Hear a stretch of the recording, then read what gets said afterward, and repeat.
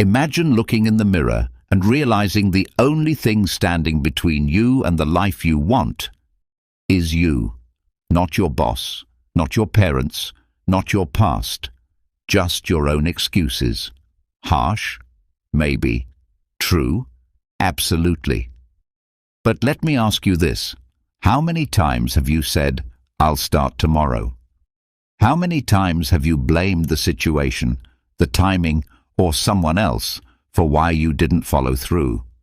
You say you want to be disciplined, focused, and strong, but then you hit snooze, scroll your phone, and waste hours you'll never get back. The truth is brutal. No one cares about your excuses. The world will not pause because you're tired or unmotivated. You either get it done or you don't. You either build discipline or you stay stuck. Today, that changes. You're going to learn 12 powerful Stoic habits that will help you stop making excuses and start living with purpose. These aren't just motivational quotes. They are daily actions that will sharpen your mind, strengthen your will, and give you back your power. But before we begin, I want you to do something bold. Write this in the comments. No more excuses. I am building discipline. I am stoic. This isn't just a sentence, it's a declaration, a line in the sand, the beginning of a new mindset. So write it down, say it out loud, feel it in your chest. Now let's begin, because no one's coming to save you. It's on you now. Number 1, develop silent accountability. Stop talking, start doing. That's the mindset of a disciplined person. How many times have you told someone your plans just to feel a little better about yourself? I'm going to start working out. I'm going to write that book. I'm going to quit this habit. And how many times did nothing actually change? You don't need to raise your hand every time you decide to improve. You don't need to post about it. You don't need likes, claps, or comments. Because here's the truth. Every time you speak about your goal just to get validation, you're feeding your ego instead of your soul. You're chasing attention when you should be chasing progress. Silent accountability is the opposite. It's private. It's powerful. It's built not on words, but on actions. You keep your plans to yourself. You set the goal, and then you track the progress. Not for the world to see, but for your own mind. You don't shout what you're going to do. You whisper it to yourself. And then you get to work. Epictetus once said, "Don't explain your philosophy, embody it." That's the essence of silent accountability. Live your values. Prove them. Not through your words, but through your consistent effort. The world is loud. People are always announcing things, making promises, starting things they never finish. You want to be different? Then be quiet. Let your work speak louder than your voice ever could. Ask yourself this: why do I feel the need to tell people my goals? Is it because I want support, or because I want praise? Is it because I need help, or because I want to be seen? Be honest. If your answer is more about being noticed than being disciplined, then you're on the wrong path. Discipline is built when no one is clapping, when no one is watching, when it's just you, your plan, and your willingness to follow through. Here's how to build silent accountability in your life. First, write down your goals, not on a post, not on a tweet. Write them in a notebook, a journal, somewhere private. This is your agreement with yourself, not with the world. Second, break the goal into daily actions. Don't think in months, think in today. What can I do today to move one step closer? That's what matters. Third, track it, measure it, reflect on it. Each night, ask, did I follow through today? No excuses, no distractions, just the truth. If the answer is no, good. You just found where you need to improve. Learn from it. Get better. If the answer is yes, great. But don't stop to celebrate. Get ready to do it again tomorrow. And most importantly, keep it to yourself. Let your results do the talking. Let the people around you notice the change without you saying a word. That's real power. That's real discipline. Think about a mountain. It doesn't announce itself. It doesn't move. It just stands tall, day after day, unmoved by praise or criticism. That's what you want your discipline to be like. Steady, quiet, unshakable. And remember this, talking about your goals creates pressure. You start to perform. You start doing things to be seen instead of doing them to grow. And that's the danger.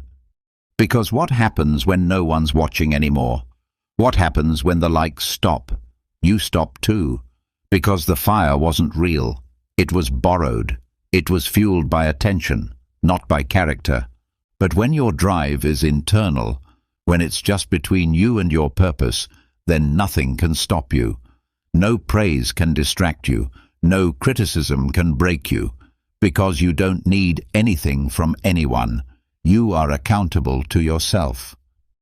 That's what silent accountability gives you. You don't become strong by announcing it. You become strong by acting like it. You don't need permission to change. You need consistency. You need humility. You need to be the kind of person who doesn't need to say, "I'm disciplined," because everyone around you can already see it. So from today on, stop sharing every plan. Stop broadcasting your intentions. Let people wonder. Let your results surprise them. Let your actions do all the speaking. Build in silence. Track in silence. Succeed in silence. And remember this, your results will say everything your words never could. Be the person who doesn't need to be seen because they are too busy doing the work. That is silent accountability. That is stoic discipline. And that is how you take your power back. Number 2, reject emotional justification. Stop waiting to feel like it. Stop using your emotions as permission to act. Discipline does not ask how you feel, it only asks what needs to be done. Think about how many times you've told yourself, "I'm too tired. I don't feel motivated today. I'll do it tomorrow when I'm in a better mood." Sound familiar? That's emotional justification. It's when you take a feeling and turn it into a reason to break your commitment. And it kills discipline faster than anything else. Here's the truth you need to hear. You will not always feel like it. You will not always feel motivated. You will not always feel strong. But that doesn't matter, because your feelings are not your master. Your obligations are. Marcus Aurelius, one of the wisest Stoics to ever live, wrote, "Is a man less brave because his limbs are trembling? Does the house builder stop building because he doesn't feel like it? Of course not. Why? Because they do what needs to be done, not what they feel like doing. If you want to build discipline, you have to learn to act despite your emotions, not because of them. You must separate how you feel from what you do. Let's say you don't feel like working out today. Your mind says, "I'm tired. I'm not in the mood." Okay, so what? You still go. Why? Because you said you would. That's the shift. That's where discipline is born, not in the easy moments, but in the hard ones, when every part of you wants to stop, and you go anyway. Emotions are temporary. They rise and fall like waves. But your values, your goals, your commitments, those are permanent. If you let emotions control you, you'll be tossed around like a ship in a storm, never reaching the shore. But if you let principle guide you, you'll move forward no matter how hard the wind blows. Every time you act based on how you feel, you reinforce a habit. the habit of letting emotion rule your life. But every time you act based on what must be done, regardless of how you feel, you build a different habit, the habit of inner strength. This is what Stoicism teaches, that your emotions are real, but they are not reliable, that you don't ignore your feelings, but you don't obey them either. You don't need to feel ready to do what's right. You don't need to feel confident to start. You don't need to feel motivated to show up. You need to commit and then act. Here's a powerful exercise. Every time your mind says, "I don't feel like it," respond with this: so what? So what if I'm tired? So what if I'm anxious? So what if I'm not in the mood? Did I say I would do it? Then I will. This short phrase, "so what," is not about being careless. It's about being in control. It's about reminding yourself that emotions are not the driver. You are. Look at any great athlete, artist, leader, or philosopher. Do you think they always felt like doing the work? Of course not. But they did it anyway. They knew what mattered. They knew that showing up mattered more than feeling ready. You have to start thinking the same way. Discipline is not a feeling. It's not an emotion. It's a decision. And you must make that decision again and again, especially on the days when your feelings try to pull you off course. Now ask yourself, how many times have I used feelings as an excuse? How many goals have I delayed because I was waiting for the right mood? That ends now. From this point forward, you act because it's necessary, not because it feels good, not because you're excited, not because someone else is watching. You act because it is who you are. When you feel lazy, act anyway. When you feel afraid, act anyway. When you feel doubt, act anyway. That's what Stoics do. That's what warriors do. That's what disciplined people do. So the next time your feelings try to lead you away from your path, remind yourself, I am not here to be ruled by emotion. I am here to master it. Do not negotiate with weakness. Do not seek comfort in excuses, and do not let a passing feeling destroy a future of strength. Reject emotional justification. Choose action. Choose discipline. Choose to lead yourself even when it's hard. That's how you become unshakable. That's how you become stoic. Number 3. Practice no exit thinking. Leave no door open for quitting. No escape plan. No backup excuse. You are either all in or you are out. There is no middle ground. Most people fail because they keep one foot in and one foot out. They say they're committed, but in the back of their mind, they're already looking for a way out, a reason to stop, a reason to quit if it gets too hard. That mindset will destroy you. That's why you must practice what we call no exit thinking. It means you decide up front that quitting is not an option. You don't leave the back door open. You don't say, let's try this for a while and see how it goes. You say, this is the path, I'm on it, period. When ancient warriors went to battle, some would burn their boats upon arrival. Why? So they couldn't retreat. They had no way to run. The only direction left was forward, victory or death. That's no exit thinking.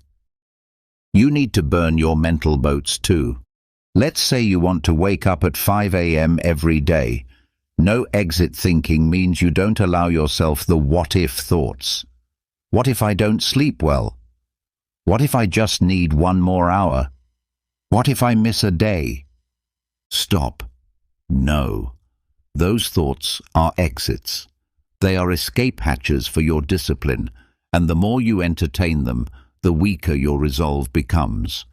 You must tell your mind, there is no other option. I do this, or I do nothing. This doesn't mean you never make adjustments. It means you don't negotiate your standard. You don't give yourself a way out when things get uncomfortable. And they will get uncomfortable. That's the point. Pressure is where the weak break and the strong are formed. Let's take another example. Building a business. If your mindset is, well, if it gets too stressful, I can always just go back to my old job, then you are not committed. You are pretending. You are giving yourself an exit, and your mind will run toward it the moment difficulty shows up. Instead, tell yourself, this is what I'm doing. I will find a way, no matter how long it takes, no matter how hard it gets. This is not about recklessness. It's about resolve. It's about cutting off indecision at the root and replacing it with unwavering focus. You train your brain to stop looking for comfort and start looking for execution. When your brain knows there's no other choice, it stops wasting energy on excuses and starts finding solutions. This is how elite performers think. This is how the Stoics thought. Marcus Aurelius didn't sit on the throne and wonder if he should be emperor today or take the day off tomorrow. He didn't leave himself a mental exit when Rome was under pressure. He did his duty because there was no other option. No exit thinking is the mindset of someone who understands that discipline isn't something you turn on and off. It's a state of being. You either live by your principles or you don't. You either show up when it's hard or you fold when it's easy to do so. There's no middle ground. Try this. The next time you set a goal, before you even begin, write down your non-negotiables. Write, I will not quit. I will not seek comfort. I will not waste time imagining ways to escape. I will do what needs to be done, no matter what. Put that on your wall, in your journal, on your phone. Read it every morning. Remind yourself, this is not a try. This is not a test. This is my standard. And then, when the resistance comes, and it will, you'll already be prepared. You won't waste time asking yourself, should I keep going? You'll already know the answer. There is no exit. There is no retreat. There is only forward. This is what makes a person powerful. When you remove the luxury of quitting, you become unstoppable. Your brain adapts. Your spirit strengthens. You stop looking for permission and start creating results. From now on, don't let quitting live rent-free in your mind. Don't leave the door cracked. Don't see how it goes. Decide. Commit. Execute. And if fear whispers in your ear, but what if you fail? You answer, I'll figure it out, but I'm not turning back.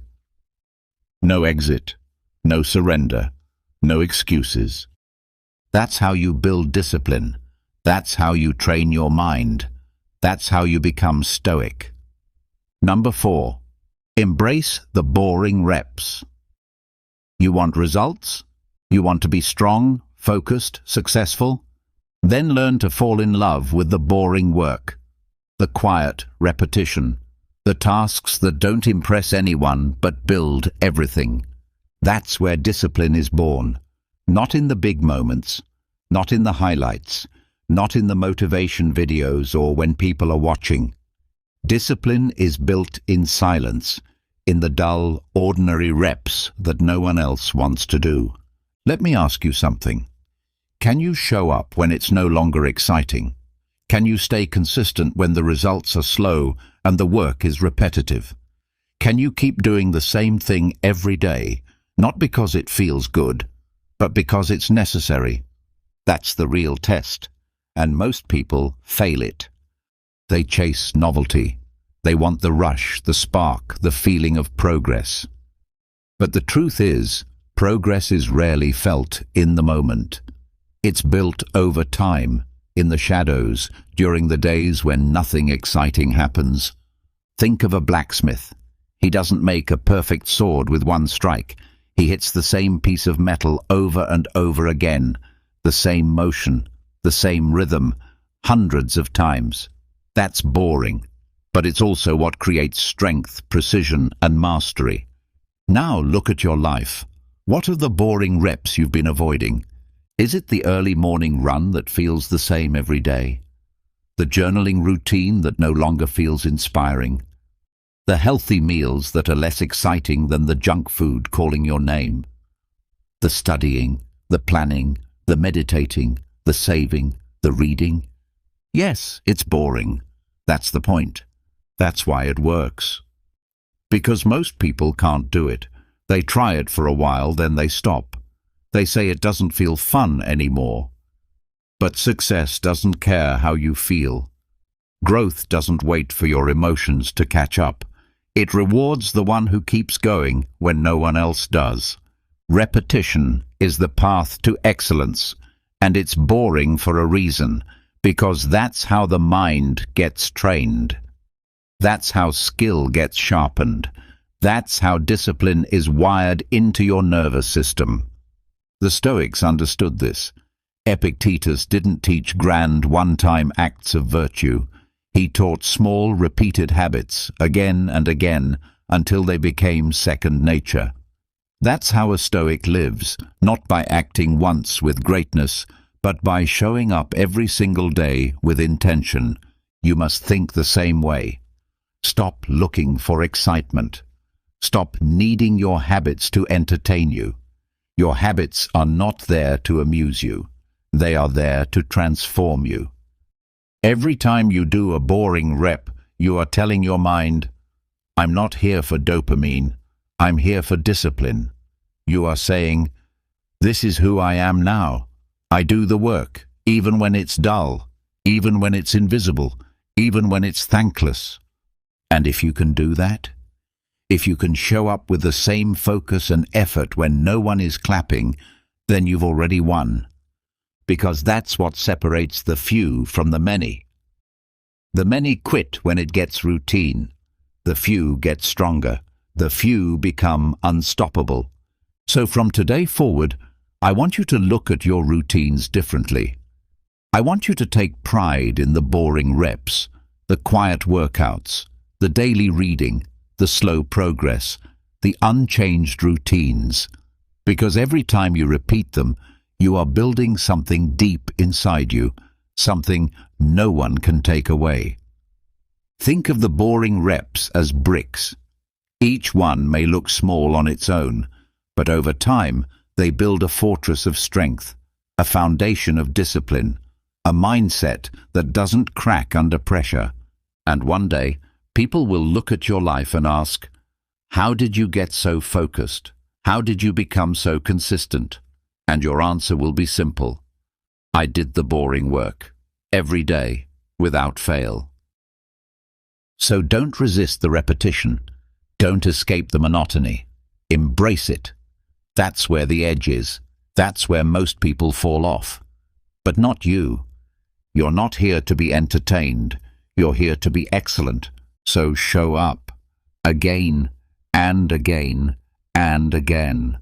Not because it's fun, not because it's fast, but because boring is where greatness is built. Embrace the dull. Welcome the grind. Love the repetition. That's how you build something that lasts. That's how you become someone unbreakable. That's how you live like a Stoic. Number 5. Use time anchors instead of motivation. Stop relying on motivation. It's not dependable. One day it's high, the next day it's gone. And if your discipline is built on how you feel, it will collapse the moment life gets hard. You already know this. You've felt it. The rush to start something new, followed by the slow fade into old habits, all because you were waiting to feel ready again. But here's the truth. You don't need motivation. You need a system. That system begins with something simple and powerful.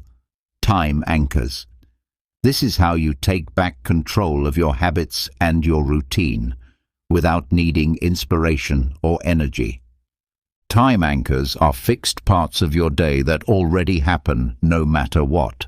They are the moments in your routine that you don't skip. You wake up, you brush your teeth, you drink your morning coffee, you take a shower, you eat dinner, you charge your phone before bed.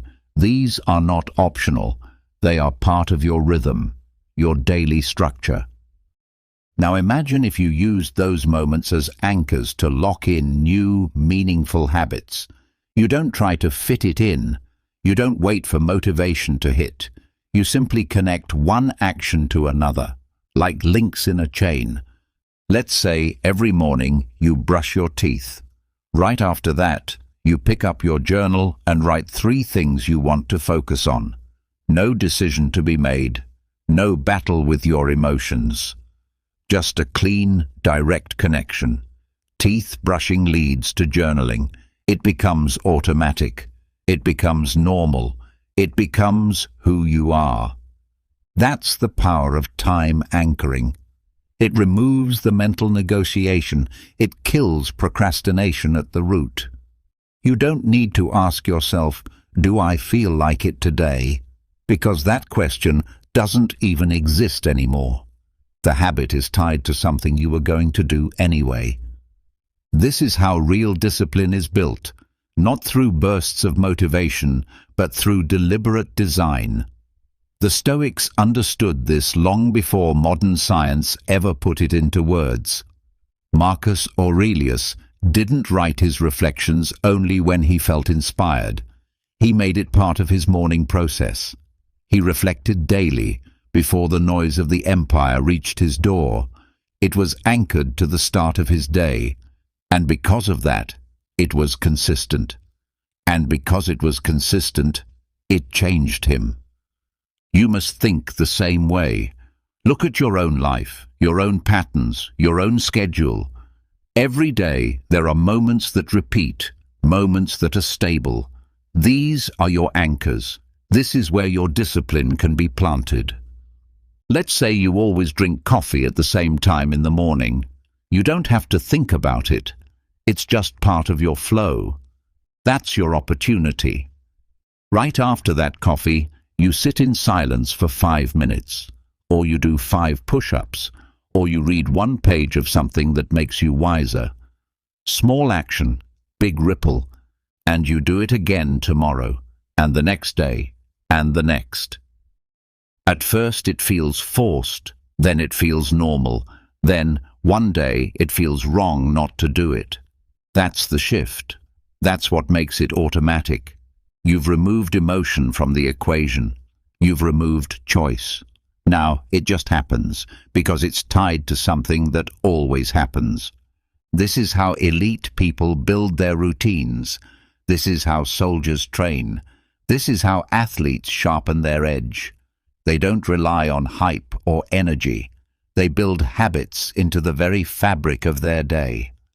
So ask yourself, where in my day can I lock in a new habit? Not when I feel like it, not when it's convenient, but right after something I already do without thinking.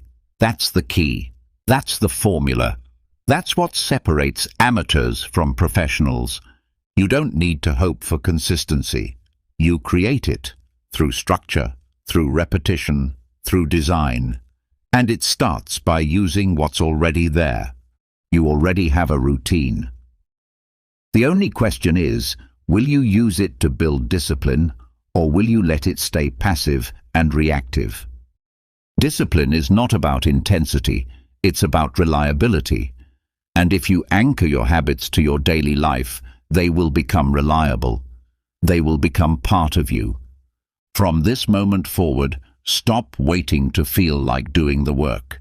Start building a life where the work happens no matter how you feel. Use time as your tool. Use routine as your framework. That's how you remove resistance. That's how you create consistency. That's how you stop chasing motivation and start living with purpose. That's how you become disciplined. That's how you become stoic. Number 6. Set micro deadlines with teeth. Deadlines are only powerful when they mean something. Otherwise, they're just dates on a calendar. Empty promises. Easy to push back, easy to ignore, easy to break. Think about how many times you've told yourself, "I'll finish it by Friday," or "I'll get it done next week." And then what happened? Friday came, next week passed, nothing changed. Why? Because there was no pressure, no urgency, no consequence for failure. That's the problem with self-imposed deadlines. They sound strong in your mind, but they're weak in reality. You know you set them, and you also know you can break them without anyone noticing. So the mind doesn't take them seriously. But what if there were real consequences? What if failure actually cost you something? This is where the idea of micro-deadlines with teeth comes in.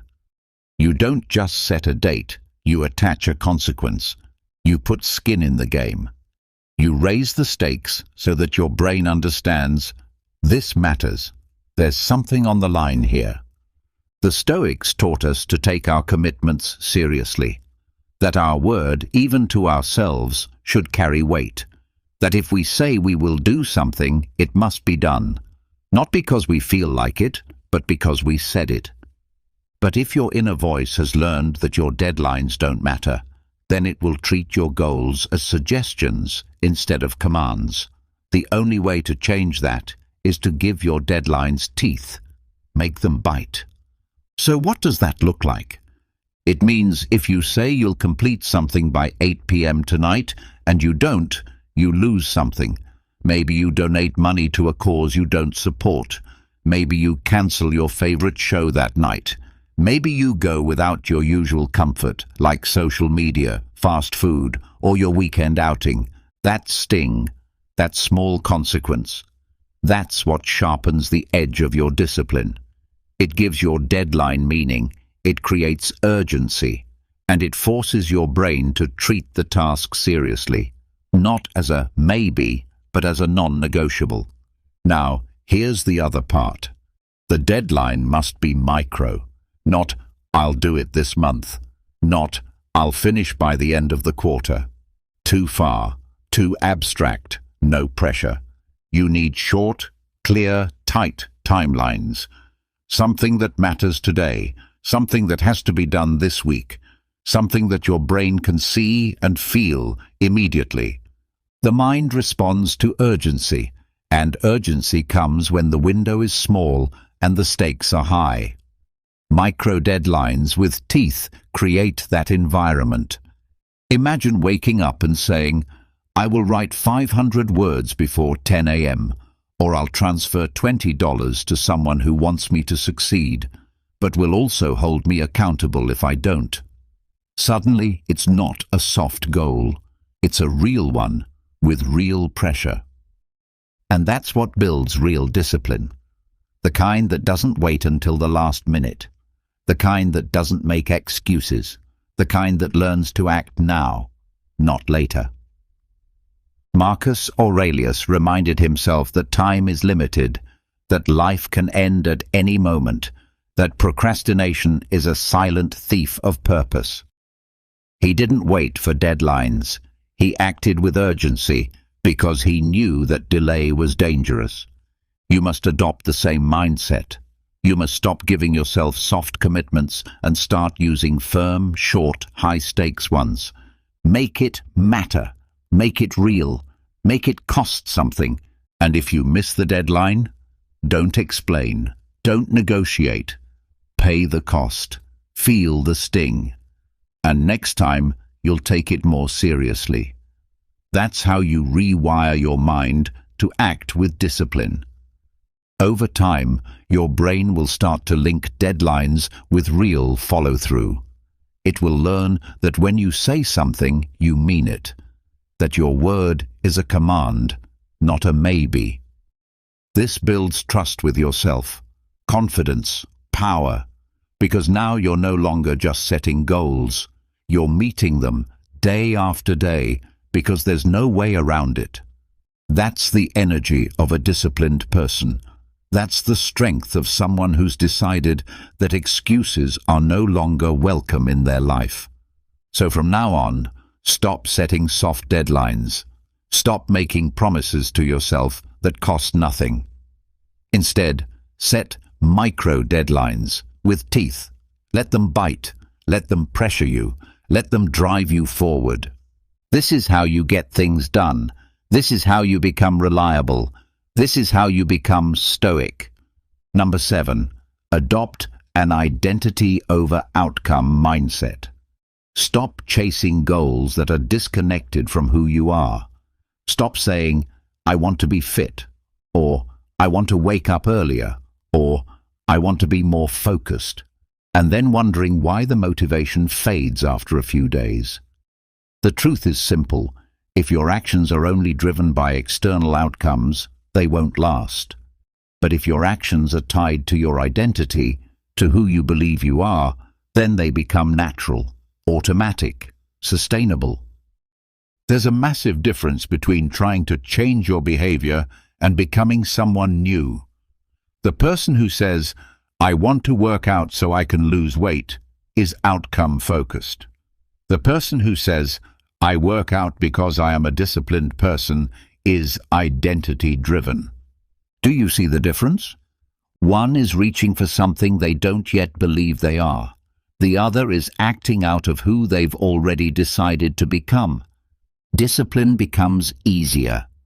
Not when the task becomes easier, but when you stop seeing it as separate from who you are. You're not forcing yourself to act. You're simply expressing the identity you've already claimed. This is what the Stoics understood better than anyone.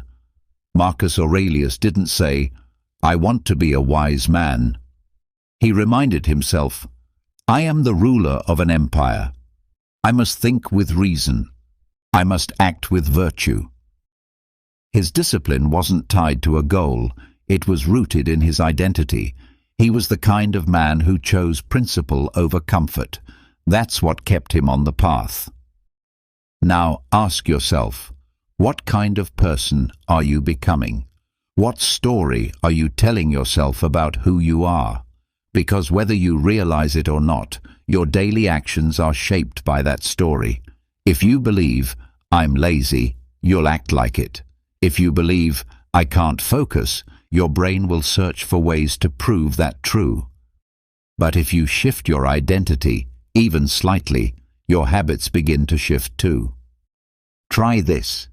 Instead of saying, I'm trying to build discipline, say, I am a disciplined person. Say it even if you don't fully believe it yet. Say it until your brain begins to accept it. Then act in alignment with it. Every time you do the right thing, wake up on time, say no to a distraction, follow through on a plan, you're casting a vote for that identity. You're proving to yourself that it's real. This is not about perfection. It's about consistency. Every vote counts. Every action adds weight. And over time, the identity becomes unshakable. You're no longer trying to be someone. You are someone. So the goal is not just to run a marathon. The goal is to become a runner. The goal is not just to meditate once a week. The goal is to become someone who values stillness. The goal is not just to read more. The goal is to be someone who learns every day. When your identity leads, discipline follows.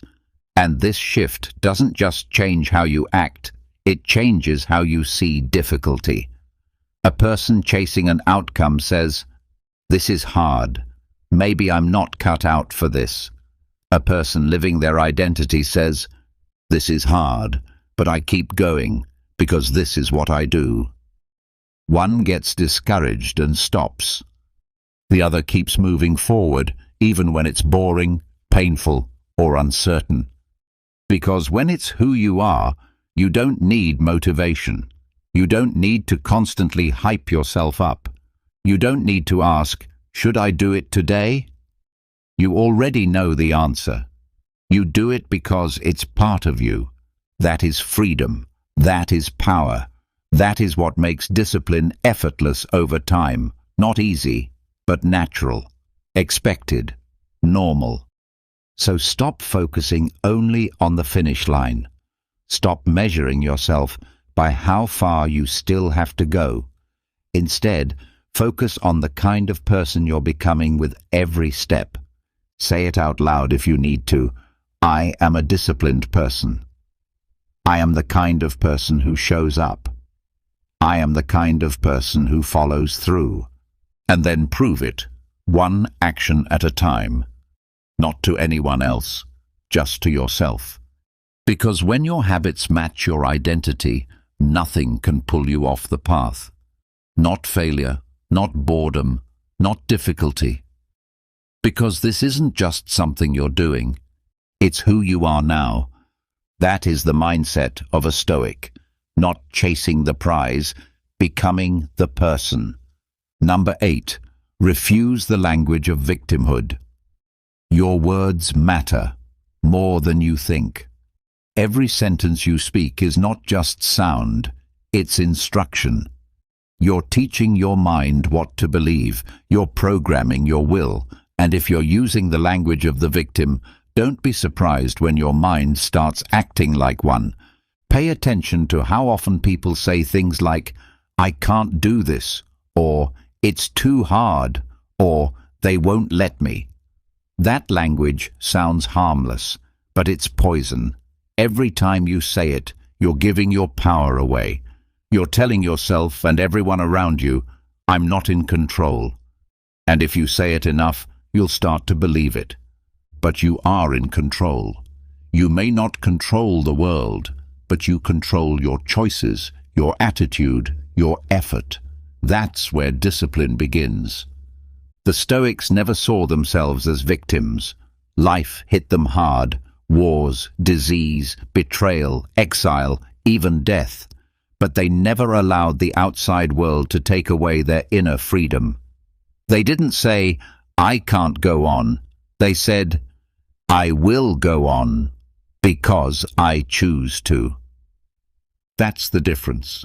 The victim says, "This is happening to me." The Stoic says, "This is happening, and I will respond with strength." Listen to your own words. When you say, "I can't," what you're really saying is, "I won't." When you say, "It's too hard," what you mean is, "I've already decided to quit." And when you say, "They won't let me," you're giving someone else power over your life. You must change your language if you want to change your discipline. You must stop speaking like a prisoner and start speaking like a leader. That means no more, "I can't." Instead, say, "I choose not to." That small shift puts the power back in your hands. Now it's a decision, not a defeat. Don't say, "This is impossible." Say, "I will find a way." Don't say, "I don't have time." Say, "I'm not making this a priority right now." Feel the difference? One makes you helpless, the other makes you responsible. And yes, responsibility is heavy, but it's also freeing. When you stop blaming your past, your parents, your job, your circumstances, or your emotions, you finally see the truth. You are not stuck. You are simply not deciding. And that's good news, because it means you can change, you can rise, you can act, starting today. Marcus Aurelius ruled over an empire filled with chaos, corruption, and war. He could have easily said, "This is too much. I didn't choose this. I don't deserve this." But he didn't. He wrote, "If you are disturbed, it is not the thing itself that disturbs you, but your judgment of it. And you have the power to change that judgment." That's power. That's ownership. That's discipline. So the next time you hear your mind slipping into weak language, stop it. Cut it off. Correct it in real time. If you say, "I can't stay focused today," pause and say, "No, that's not true. I'm choosing distraction, and I can also choose to refocus." If you say, "They won't let me succeed," stop and say, "I don't need their permission." Train yourself to speak with strength, even in private, especially in private. Because your words aren't just heard by the people around you, they're heard by the most important person of all, you. Your words become your beliefs. Your beliefs shape your actions become your habits, and your habits determine your life. So be ruthless with your language. Eliminate weakness, replace it with precision, with honesty, with power. You are not a victim, you are not helpless, you are not stuck. You are simply one decision away from being stronger than you were yesterday. From this moment forward, speak like someone who owns their life, who takes full responsibility, who understands that excuses are a form of surrender, and that surrender is not an option. Tell yourself, I will find a way. Tell yourself, I am responsible. Tell yourself, I choose strength over pity, action over complaint, ownership over blame. And then live like it. Not just in the big moments, but in the small ones, in your routines, in your habits, in your attitude, especially when no one is watching. That's where true power is found. Because the Stoic doesn't wait for fairness. The Stoic doesn't need perfect conditions. The Stoic simply refuses to use the language of defeat. They choose strength, and so will you. Number 9. Build resistance to social sympathy. Be careful. Not all comfort is good for you. Not all kindness is strength. Sometimes the most dangerous thing isn't criticism, it's sympathy. It's when someone looks at you and says, "It's okay, you've done enough, you don't have to keep pushing." And deep down, you want to believe them. You want to relax. You want to stop. That's the trap. Sympathy feels warm, but it softens your edge. It soothes your mind, but weakens your will. And if you accept it too often, you start to expect it. You start to need someone else to tell you it's okay to slow down, to take a break, to stop when it gets hard. And just like that, discipline dies, not in a loud collapse, but in quiet comfort. You have to train yourself to resist this, to recognize when someone's words, even if they come from love, are leading you off your path. This doesn't mean you push people away. It means you stay alert. You stay committed. You keep your mission clear, even when others try to pull you into comfort for your own good. You must know this. Not everyone understands your standards. Not everyone shares your mindset. They might see your discipline and call it too much. They might see your effort and say, "Why are you trying so hard?" They don't say it to hurt you. In fact, they may say it because they care about you. But caring and clarity are not the same thing. And comfort is not always love. A Stoic doesn't train for applause or approval. A Stoic trains for truth, for virtue, for the strength to do what's right, even when others don't understand it. There will be days when you feel exhausted, when your friends or family see you struggling and say, "Just take a day off, you've earned it." And maybe you have, but you know that if you take that day off, you're not doing it from control, you're doing it from weakness. You're doing it because someone gave you permission to step away from your standard. And if that becomes a pattern, your standard starts to erode. Little by little, moment by moment, you become someone who used to be disciplined. And you won't even notice the change until you wake up one day and realize your edge is gone. So what do you do instead? You listen, but you don't follow. You hear the sympathy, but you don't absorb it. You thank people for caring, but you don't let their comfort override your commitment. You remind yourself, "I'm not doing this for approval. I'm doing this because it matters." Marcus Aurelius didn't become one of the most respected emperors in history by doing what felt good. He was surrounded by power, wealth, and people telling him to enjoy it all. But he stayed focused. He stayed firm. He didn't give in to the voices that said, "You deserve to relax." He reminded himself day after day that he was not here to be pampered. He was here to serve, to lead, to live with discipline and reason. You're not here to be pampered either. You're here to grow, to sharpen, to become the kind of person who stays strong even when softness is offered to you. Of course, you're human. You will get tired. You will feel the weight, but you must learn to carry that weight without needing to be told it's okay to drop it. Because most people will tell you that, not out of malice, but because most people live below their potential, and when they see you rising, it makes them uncomfortable. It exposes what they're avoiding in their own lives. So they soothe you. They say, "Don't push so hard," but they're not just talking to you, they're talking to themselves.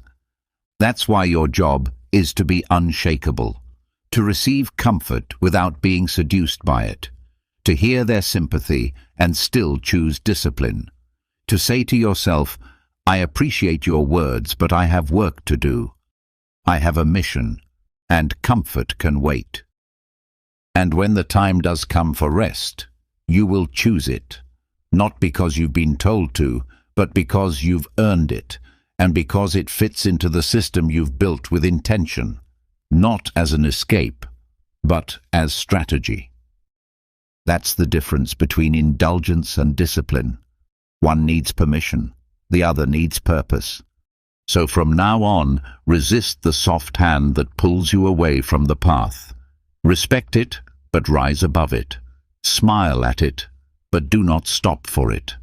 Because discipline doesn't grow in comfort, it grows in resistance. And a stoic never lets sympathy become their excuse. You're not here to be coddled, you're here to become unbreakable. Number 10. Create pain of inaction visuals. Most people don't change because the cost of staying the same doesn't feel real. They say they want to grow. They say they want to be disciplined. But because the consequences of inaction are far off and invisible, there's no pressure to act now. So they wait. They delay. They make excuses. And without realizing it, they waste years. But a Stoic doesn't wait for consequences to show up. A Stoic brings them into the mind now, clearly, vividly, painfully. This is where negative visualization becomes your tool. The ancient Stoics used this practice not to torture themselves, but to sharpen their sense of urgency. They asked, "What if I keep delaying? What if I let comfort win? What kind of life will that lead to?" They didn't run from these thoughts. They faced them. And in doing so, they moved faster, with more focus, more clarity, more fire. You must learn to do the same. Right now, I want you to imagine what your life will look like if you don't change. Really imagine it. Not in a vague way, but in detail. Let the picture hit you in the gut. Picture yourself 1 year from now. You're still talking about your goals, still telling yourself that next week you'll get serious, still waking up tired, distracted, disconnected from your purpose. Your clothes fit worse. Your energy is lower. You're ashamed of your own excuses, but you've used them so many times they sound normal now. Now go deeper. Picture 3 years from now. You've lost even more confidence. You've stopped setting goals because you don't believe you'll follow through. You're surrounded by clutter, mental, emotional, physical. You feel disconnected from the version of yourself you wanted to become. Maybe you've disappointed people. Maybe you've disappointed yourself. Maybe you've accepted that this is just who you are now. Now go further. 10 years. What does your life look like if you keep doing exactly what you're doing now? What's your body like? Your mind? Your relationships? What kind of person are you showing your children, your family, your peers, when you live in excuses instead of discipline? How much potential have you left untapped, buried under the rubble of distractions and delayed decisions? Really see it, smell it, hear it, make it real. Because that is the cost of inaction, not just missed goals, not just a few bad habits, but a slow death of purpose, a quiet collapse of who you were meant to be. Now here's the truth that most people ignore. You are creating that future right now by what you choose today. You are either walking toward the disciplined, focused version of yourself, or you are drifting further away from it. There is no pause button. Time keeps moving, whether you act or not. The pain of discipline is real, but it is sharp, short, and strengthening. The pain of inaction is slower, quieter, but it lasts forever, and it rots you from the inside out. This is why you must make the cost of inaction emotional, vivid, personal. If you don't, your mind will forget. It will return to comfort, and comfort will lie to you. It will say, "You're fine. You'll start tomorrow," over and over, until there are no tomorrows left. So use this tool. Sit in silence. Picture the future that will come if you don't change. Let it shake you. Let it wake you. Let it make you uncomfortable enough to act. Then do the opposite. Picture the future that's possible if you stay disciplined.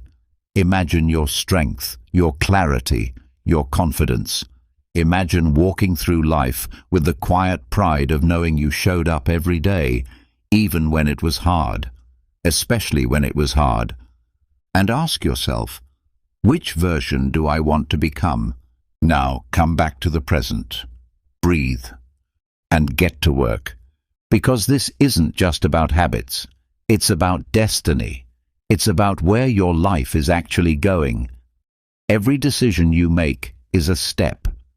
The only question is, which direction are you walking in? Use the pain of inaction as fuel. Let it light the fire inside you. And when your mind whispers, "It's okay to skip today," answer back with the image of that future you never want to live in. Let it be the warning sign. Let it be the fire alarm. Let it be the slap that brings you back to reality. You don't have time to waste. You don't need to wait to feel inspired. You need to remember what's at stake. Because if you don't, no one else will. This is your life, your standard, your responsibility. So visualize the pain, feel it, and then rise. That's how a Stoic lives, not just for success, but to avoid regret. Discipline begins when you stop fearing hard work and start fearing the cost of avoiding it. Number 11. Train in controlled hardship. Discipline doesn't begin when life gets hard. It begins when you choose hard, on purpose. It begins when you stop avoiding discomfort and start seeking it out, not recklessly, not dramatically, but deliberately, intentionally, quietly. Most people spend their lives running from discomfort. The moment things feel cold, heavy, boring, quiet, or difficult, they look for an escape. They scroll, they snack, they quit. Their nervous system has been trained to seek relief, not resilience. So when real pressure shows up, they break, they panic, they fold. But not you, not anymore. A Stoic does not wait for the world to create pressure. A Stoic creates it for himself, on purpose, in training, in daily life, in small moments of chosen discomfort that forge inner strength. This is the art of controlled hardship. You don't need a crisis to get stronger. You don't need tragedy to become tough. You need simple, repeatable practices that expose you to friction, so you can stop being afraid of it. You make the hard thing familiar, and when it becomes familiar, it becomes manageable, even normal. Think of cold showers. Most people avoid them like pain itself. But you stand in it. You feel your breath speed up, your body resist, and you don't run. you breathe, you endure. You train your nervous system to stay calm even when it wants to escape. This is not about proving something to others, it's about proving something to yourself. You fast for a day, not because you want to lose weight, but because you want to feel hunger without fear. You want to remind your body, I am in control, not you. You skip a meal and realize you're still alive, still clear-headed, still capable. You've just broken a piece of dependency and gained a piece of freedom. You walk instead of drive. You sit in silence instead of entertainment. You do nothing for 10 minutes instead of always doing something.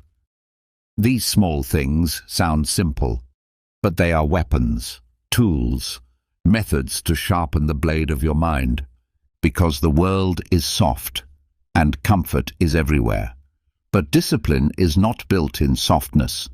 Discipline is built where it's rough, where it's quiet, where it's inconvenient. And if you want to be the kind of person who doesn't panic when life punches you, you need to practice taking hits every day, on purpose. Controlled hardship is not about becoming numb, it's about becoming aware, aware of your reactions, aware of your excuses, aware of your need for comfort, and your ability to deny it. Seneca, one of the most practical Stoics, practiced this often. He would sleep on the floor, wear simple clothing, eat cheap food. He didn't do this because he had to. He did it because he wanted to remind himself that luxury is not necessity, that comfort is not survival, that fear is often just in the mind. He asked, "Is this the condition I so feared?" And the answer was always no. Because once you feel hardship with your own skin, you take away its power. You stop fearing the fall. You start trusting your strength. This is why training in controlled hardship matters. It's not punishment. It's preparation. It's rehearsal for real life, for the unexpected, for the storm that will eventually come. Because it will come. No one escapes that. But when it does, you'll be ready. You won't collapse. You won't cry for ease. You'll rise, not because life got easier, but because you got harder. This training doesn't have to be extreme. It just has to be real, honest, daily. Let your bed be a little less soft. Let your food be a little less frequent. Let your comfort be optional, not automatic. When your body says, "Stop," tell it, "Not yet." When your mind says, "This is too much," tell it, "I've felt worse." When the world says, "Take it easy," tell yourself, "This is where I grow." Controlled hardship is not cruelty. It is self-respect. It is preparation. It is the practice of choosing to be stronger than you were yesterday by doing what most people refuse to do. You're not training to impress. You're training to endure.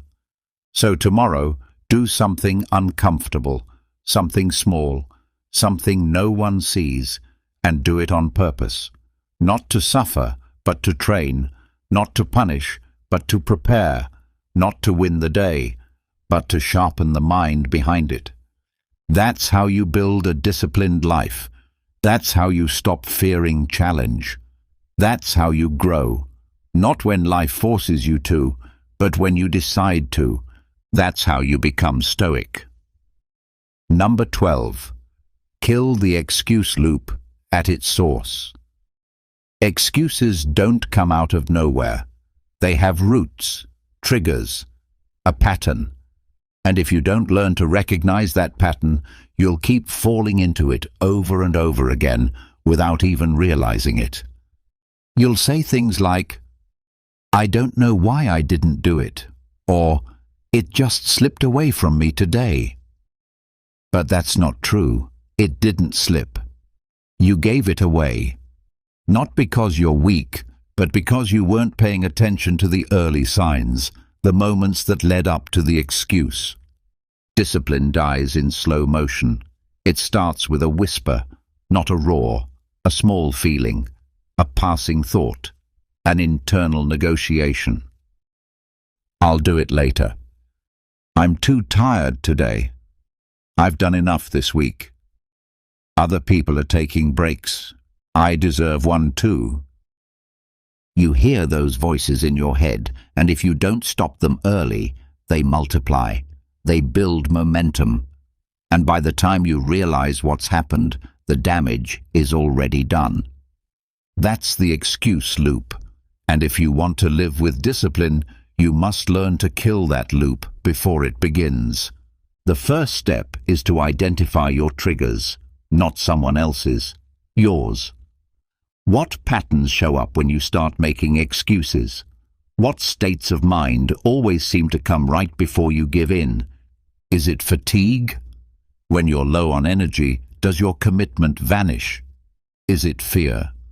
When something feels big or uncertain, do you run back to what's comfortable? Is it comparison? When you see someone doing better than you, do you start to doubt yourself and stop showing up? You already know the answers.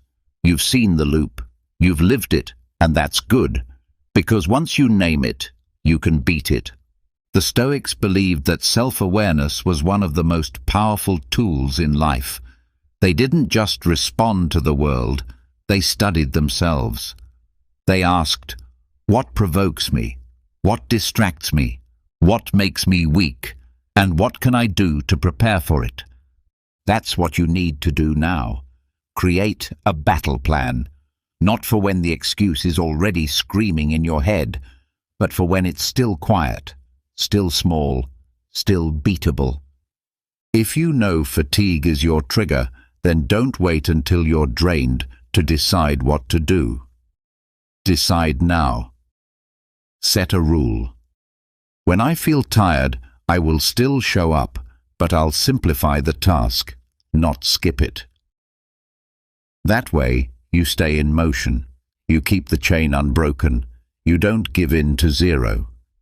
If fear is your trigger, build a response that grounds you.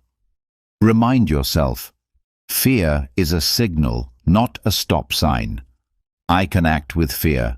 I don't need to wait for confidence. And if comparison is your trigger, train your eyes to stay on your path. Tell yourself, someone else's pace does not change my purpose. I'm here to finish my own race. This is how you kill the excuse loop at the root. You don't wait to feel strong. You plan for the moment when you'll feel weak, and you decide ahead of time how you will respond. Because if you don't decide now, your mind will decide for you later. And in that moment, it will choose comfort. It will choose ease. It will choose the excuse that it has used 1,000 times before. You must break the pattern, not with willpower, but with strategy. You are not undisciplined. You are just unprepared. But you can change that, right now. Sit with yourself and ask, what are the top 3 situations that lead to excuses in my life? Be honest. Don't judge. Just observe. Then choose your response. Write it down. Memorize it. Repeat it. So when the excuse shows up, you won't be caught off guard. You'll already have the answer. This is what Stoic discipline looks like. Not just pushing through, but preparing wisely. Not waiting for the storm, but training for it. You won't always feel motivated, but you can always feel ready. You won't always feel strong, but you can always have a plan.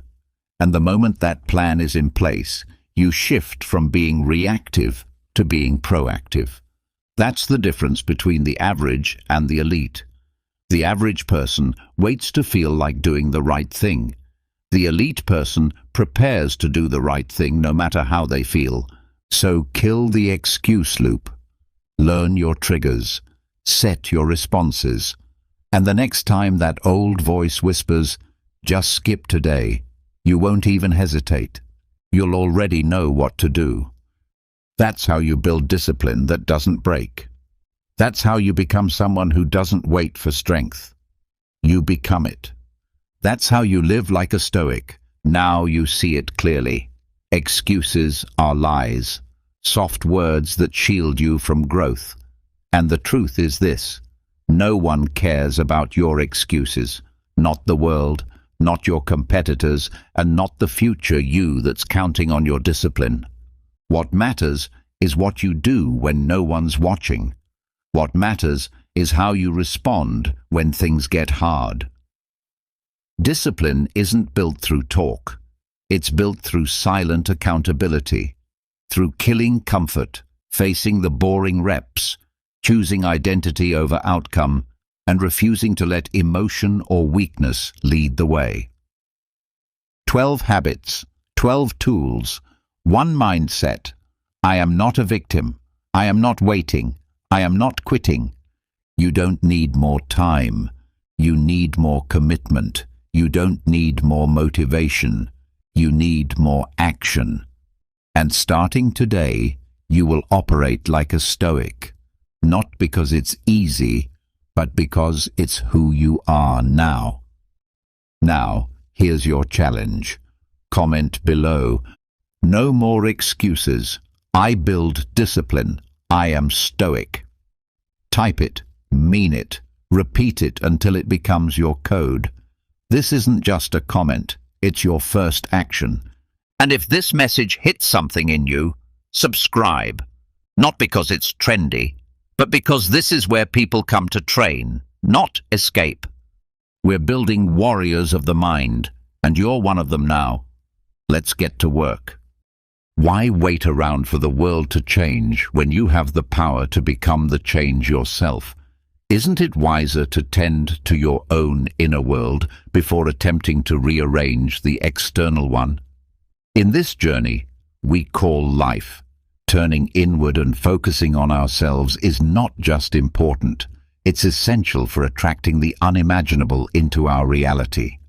That's exactly why we've put together this video, filled with transformative lessons and thoughtful quotes that are meant to resonate deep within you. These are not just words, they are keys that can unlock what you once thought impossible. If this is your first time visiting the channel, I humbly ask for your support. Subscribe, like the video, and help us keep bringing content like this to those who need it. These reflections are created to serve as a balm for your soul, a gentle reminder that adversity doesn't last forever, and that your inner strength, though sometimes dormant, is always there, waiting to be awakened. Let yourself absorb these powerful truths with an open heart and a receptive mind. Let them nourish your spirit and lift you out of the shadows. Together, we can turn darkness into light and summon the courage to keep moving forward. Before we begin, I have a challenge for you. Watch this video until the end. Don't skip a single moment. Somewhere among these reflections could lie the key to changing your life forever. Let's begin with the art of ataraxia. Step into the profound world of imperturbable calm. Ataraxia refers to a state of deep serenity, untouched by the storms of life. Picture yourself sailing through chaotic waters. The waves crash, the wind howls, and the sky looms heavy with foreboding clouds. And yet, you remain still, your gaze locked on the horizon, composed and centered. That is the very essence of living in ataraxia. Rooted in Stoic philosophy, this state of being is not reserved for the enlightened few. It's a mindset that anyone can cultivate with intention and awareness. Why is it important to maintain such serenity? Because just as in the sea, life constantly surprises us with storms, work stress, interpersonal conflicts, unexpected illness. These waves threaten to knock us off balance. But staying calm doesn't mean pretending problems don't exist. It means facing them with a steady heart and a clear, thoughtful mind. Marcus Aurelius said it beautifully. Perfect tranquility consists in the good ordering of the mind within your own realm. Each difficulty is an opportunity to build our capacity for presence and poise. So, how can we meet these challenges with clarity and calm? Preparation and perspective are key. Personally, I rely on a daily morning practice of meditation and introspective reflection. I take time to mentally rehearse the day's potential obstacles and imagine myself responding with calm, measured resolve. This ritual acts as my mental armor, shielding me from impulsive reactions and guiding me to act with intention. Let's discuss some techniques to cultivate this inner peace. One of the most helpful is the practice of mindfulness. By anchoring yourself to the present moment, you silence the buzzing worries of what might happen or what already has. Another method is practicing positive self-talk. When difficulties arise, I remind myself, "This will pass. I can handle this." Transforming your internal dialogue is not just helpful, it's crucial to nurturing a lasting peace. There is also a strong link between ataraxia and wise decision-making. A tranquil state enables your mind to function at its highest capacity, free from emotional chaos. Choices made from this place of calm are not only more thoughtful, but also better aligned with your values and long-term purpose. Ever notice how our decisions under stress tend to be reactive rather than intentional? Ataraxia is the antidote to that. To develop this state in your everyday life, I recommend a few practices that have served me well. One is negative visualization, a classic Stoic exercise. I regularly spend time envisioning worst-case scenarios and how I might respond. This not only builds my resilience, but also deepens my gratitude for the present moment. Another powerful tool is maintaining a gratitude journal. Each night, I reflect on 3 things I'm grateful for. This simple habit creates a mindset of abundance and quiet strength. I encourage you to try these practices and pay attention to how your sense of peace and clarity grows over time. Ataraxia is not a final destination, it's an ongoing path. As Epictetus wisely said, "Don't ask for events to happen as you want them to, but wish for them to happen as they do, and you will find peace." This is the heart of ataraxia, and it's yours to claim. Now, let's move into the power of mastering the will. Imagine you're facing an obstacle that seems insurmountable. Your resources are limited. Time is slipping away. Every step feels like 2 steps backward. This is where your true strength is tested, not just your skills, but your willpower. In my own journey, I've found that mastering the will is not only vital for success, but it is the very root of what it means to rise above adversity and transform struggle into triumph. Resilience doesn't just happen. Stoic strength is forged through intentional training of the will. As the philosopher Seneca once said, "The difficulty of a task doesn't come from the effort it demands, but from the level of commitment you invest." I vividly remember a point in my life when a work project was crumbling, seemingly doomed. I was tempted to give up, but that's when I made a conscious decision to turn this challenge into a lesson, to grow my will like a muscle under strain. Training your will is much like physical training. It demands routine, effort, and the right techniques. One strategy I used was breaking overwhelming tasks into smaller, manageable actions. This made the work feel lighter and gave me momentum through little wins. For example, when facing a large report, I began by planning each section in detail before writing. Every completed part became a victory, pulling me closer to my goal. Procrastination is one of the fiercest enemies of the will. Overcoming it requires more than just good intentions. It demands firm discipline. What helped me was establishing a strict schedule, assigning time to each task, and committing to it. By respecting my own time and boundaries, I became more productive and more present. We can learn from figures like Marcus Aurelius, who governed an empire while embracing Stoicism. His writings, his personal meditations, are a testimony to how self-discipline and reflection merge to create an indomitable will. His daily choices didn't just shape his life, they influenced the lives of millions. He led with a spirit trained by philosophy and purpose. I encourage you to treat these strategies and stories not as abstract ideas, but as tools for your personal battles. Strengthen your will like you would any muscle, with consistency and conscious effort.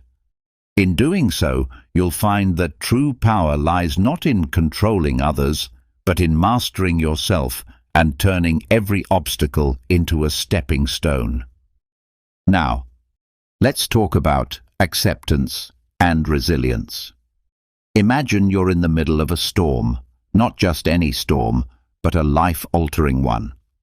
The sky grows dark, winds howl around you, and everything you've built seems in danger of collapse. It's in moments like these that the wisdom of Epictetus rings loud and true. Strength isn't about resisting the wind, but knowing where to set your sails.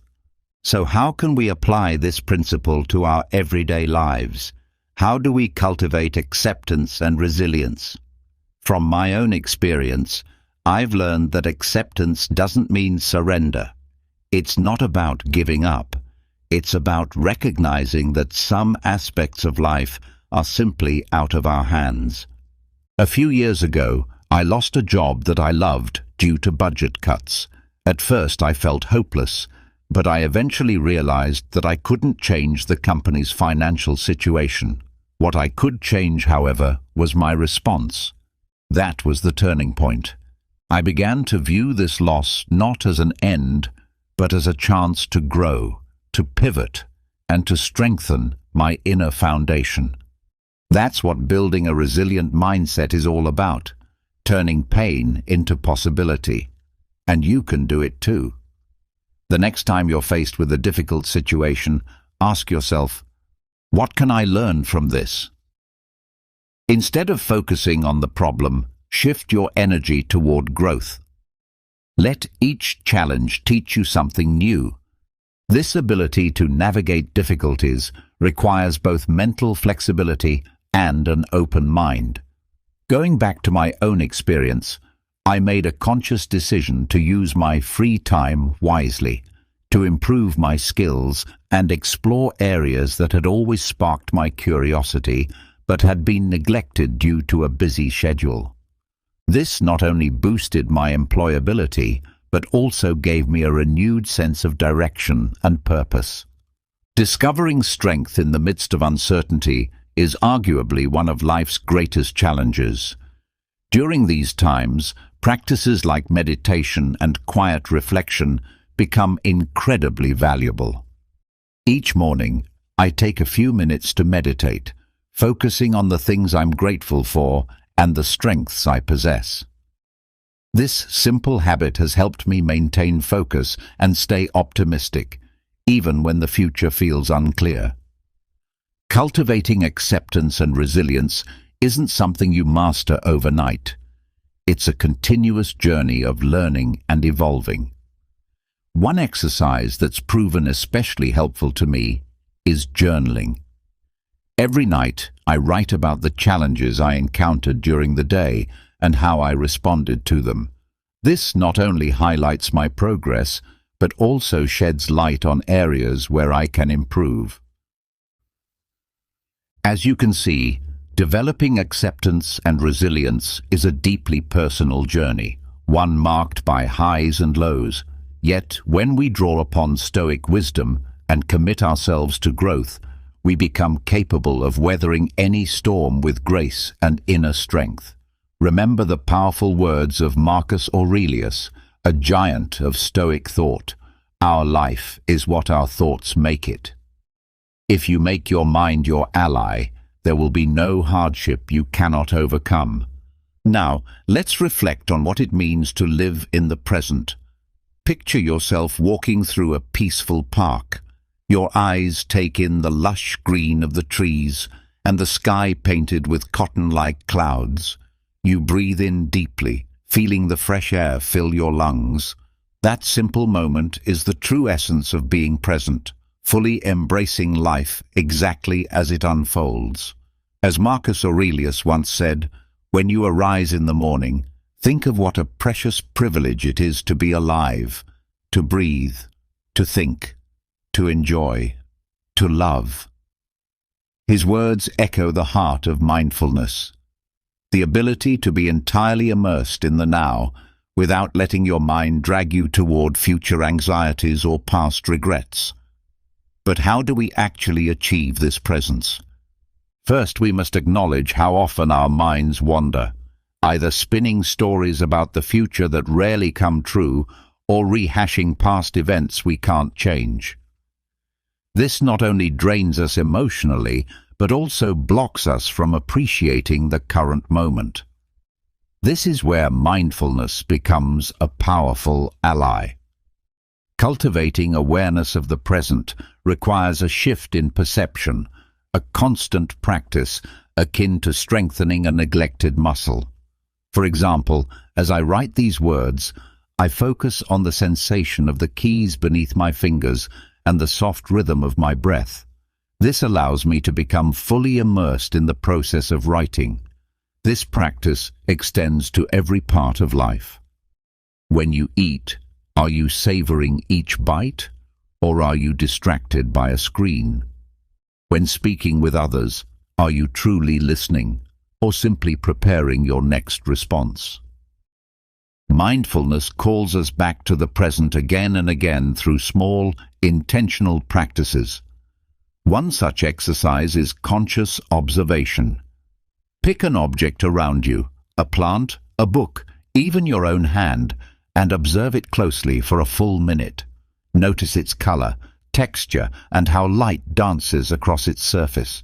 You'll find that this simple act can quiet your mind and root you in the now.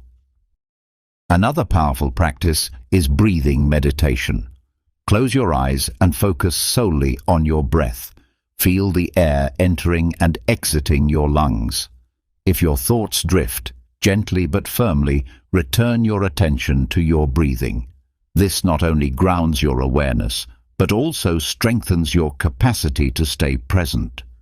It is in this state of presence that true happiness resides. Mindfulness releases us from the grip of regret and anxiety, enabling us to appreciate life more fully, moment by moment.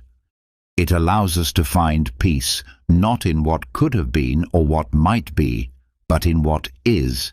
So I encourage you to embrace mindfulness not as just another task, but as a way of living with awe and gratitude. Remember, being present isn't something that just happens. It's a conscious decision, one that requires effort and commitment. Are you ready to start this journey? Your mindful self is waiting, right here, right now. Let us now reflect on virtue as a guiding principle. On the journey of life, many of us search for a beacon to steer our actions and decisions toward a more meaningful destination. Have you ever felt a longing for clear direction, a desire to know that each step you take is shaping a better version of yourself? Today, I'd like to offer a reflection on that path, one lit by the steady light of virtue. With Stoicism as our guide, imagine yourself standing in the midst of a dense forest, unsure which way to go. The confusion can feel paralyzing, but here virtue serves as your inner compass, not pointing you toward the easiest route, but toward the right one. Living in alignment with our values is rarely the path of least resistance. In fact, we're often met with external pressures that tempt us to compromise those ideals. But as Seneca wisely said, you cannot enjoy a full life without challenges. With that in mind, let's journey through the cardinal Stoic virtues: wisdom, courage, justice, and temperance. These are not just admirable traits, they are practical tools for navigating life's trials.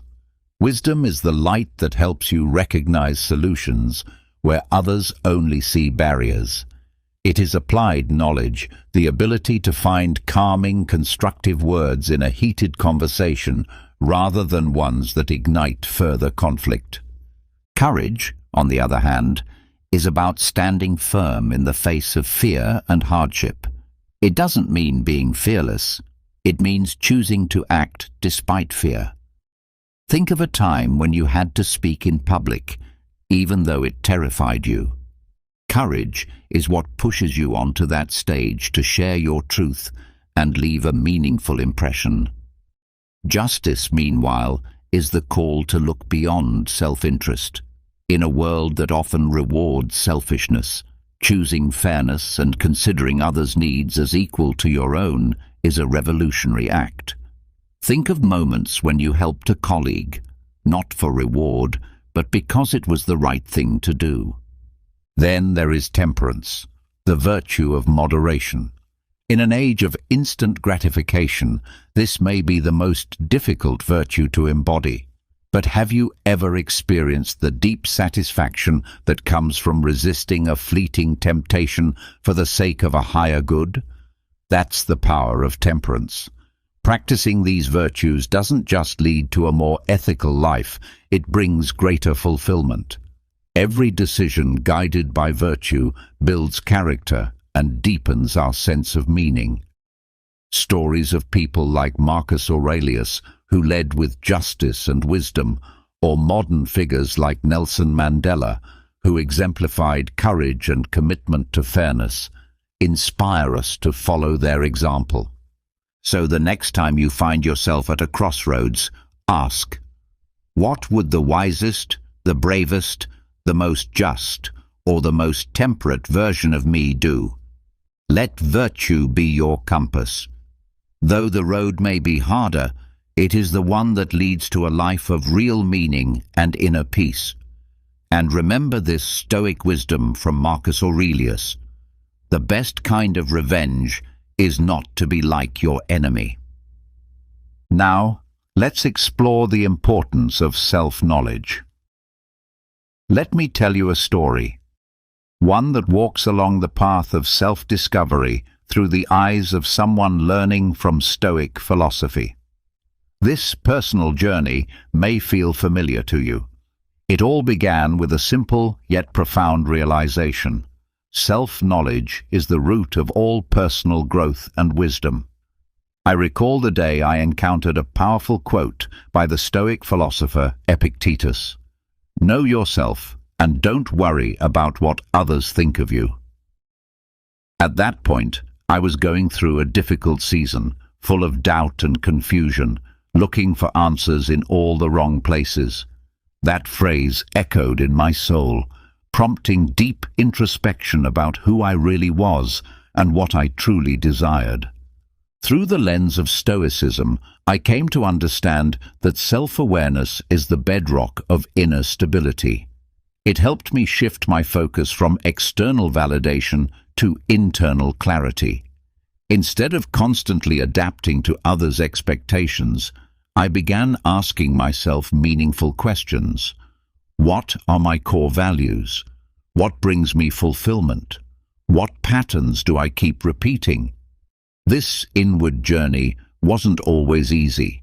It required honesty, vulnerability, and patience. But it also brought an incredible sense of peace and direction. Stoic philosophy teaches us that self-knowledge is not a one-time realization. It's a lifelong pursuit. It's about learning to observe our reactions, question our assumptions, and align our actions with our values. With every insight gained, we grow stronger, more grounded, and more at ease with ourselves. And in that deepening self-awareness, we find the wisdom to navigate life with purpose, clarity, and grace. I came to understand that to face adversity with strength and balance, I first needed to know my own strengths and weaknesses. Have you ever truly taken the time to ask yourself what your true strengths are? Have you been completely honest with yourself about your weaknesses? This process of personal inquiry is crucial for any Stoic. Over time, I developed strategies to deepen my self-knowledge, one of which was the consistent practice of meditation. I dedicated daily time for reflection. Another method I adopted was journaling. In my personal journal, I not only recorded events and thoughts, but I also paid close attention to how I emotionally reacted to them. I encourage you to try these techniques. You may be surprised by the insights they offer about your character and motivations. As my self-knowledge grew, so did my ability to make wiser and more mature decisions. My decisions began to reflect my values, not the expectations of others. This freed me from much of the social pressure I once felt, allowing me to chart a more authentic path toward my goals. Imagine how it would feel to make decisions that align perfectly with who you truly are. One of the most effective exercises I found for enhancing self-awareness involved asking myself deep questions, especially in times of conflict. Instead of reacting immediately, I asked myself, what part of this situation is truly important for my growth? Am I acting in accordance with my Stoic principles, or am I being driven by fleeting emotions? This practice helped me better understand my motivations and align my actions with them. Through this introspection, every step, every decision became an opportunity to affirm my character and move closer to Stoic virtue. I encourage you to embark on your own journey of self-knowledge. It won't be easy, and at times looking deeply within yourself may feel disorienting. However, remember what Marcus Aurelius said, "The mirror of the soul is clear, but you must clean it to see the light of your true self." So, cultivate your mind, know yourself, and allow yourself to live a life of full science and authenticity. Dare to begin this journey towards self-knowledge. Your personal story could be just as revealing and transformative as the one I've shared with you. Now, imagine yourself in a difficult situation, one where it seems like everything around you is conspiring to test you. Your heart is racing, and you can feel the tension building in every part of your body. At this very moment, you have an opportunity to demonstrate one of the most powerful principles of Stoicism, the control of emotions. Let me share how I learned to remain calm during an emotional storm. A few years ago, I faced a significant personal crisis. My emotions were on the verge of overflowing, like powerful waves crashing against the cliffs. Yet, I remembered a phrase I had read in Marcus Aurelius's Meditations. You have power over your mind, not over external events. Realize this, and you will find strength. This simple yet powerful quote became my mantra during those moments of crisis. I applied a strategy I had studied in Stoic texts, the premeditated visualization of adversities, known as premeditatio malorum. Every morning before starting my day, I took a few minutes to visualize potential challenges and mentally rehearsed how I would respond to them calmly and rationally. This practice helped me mentally prepare for any adversity, making it easier to manage and regulate my emotions when the actual challenges arose. Another invaluable technique I adopted was emotional distancing, or what the Stoics refer to as objectification. Instead of saying, "I am angry," I changed my perspective and said, "There is anger present." This simple shift in how I framed my thoughts helped me realize that emotions are temporary and do not define my essence.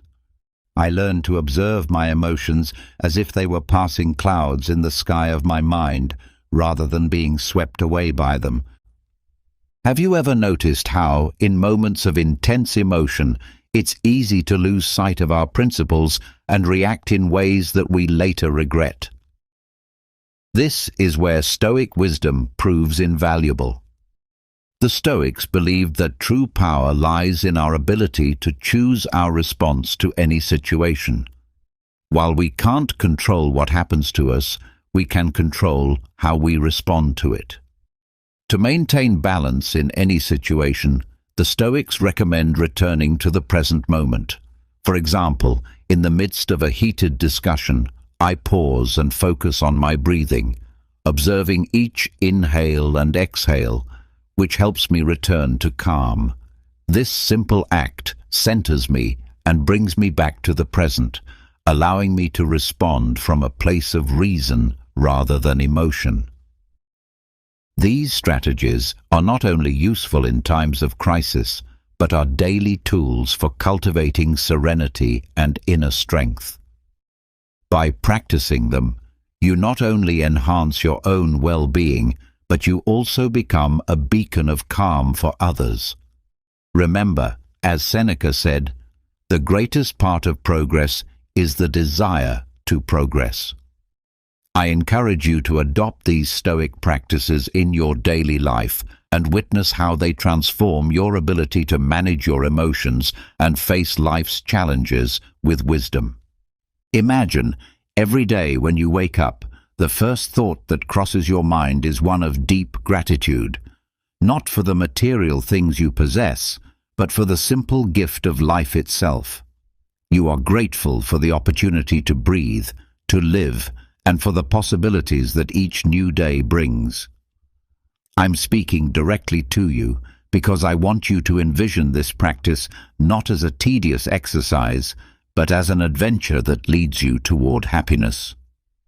I discovered the power of gratitude during a time in my life when everything felt meaningless. I was caught in a cycle of negativity and frustration where every day felt like a repeat of the one before.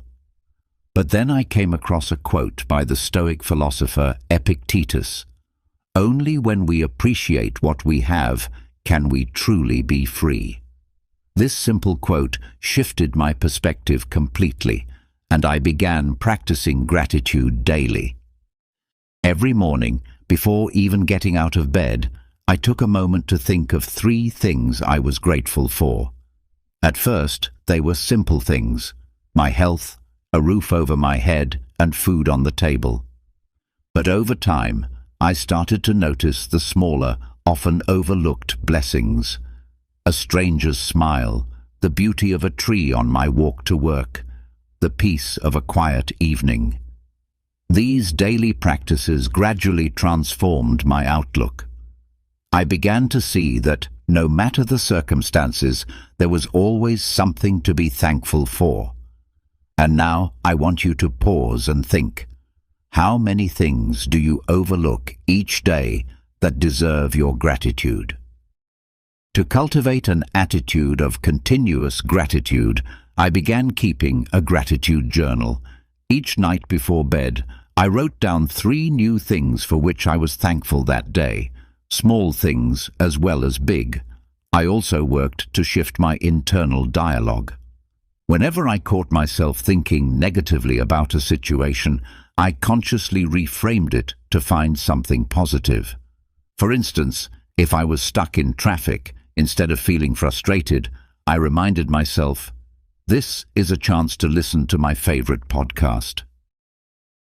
I started to connect gratitude with the Stoic mindset of acceptance.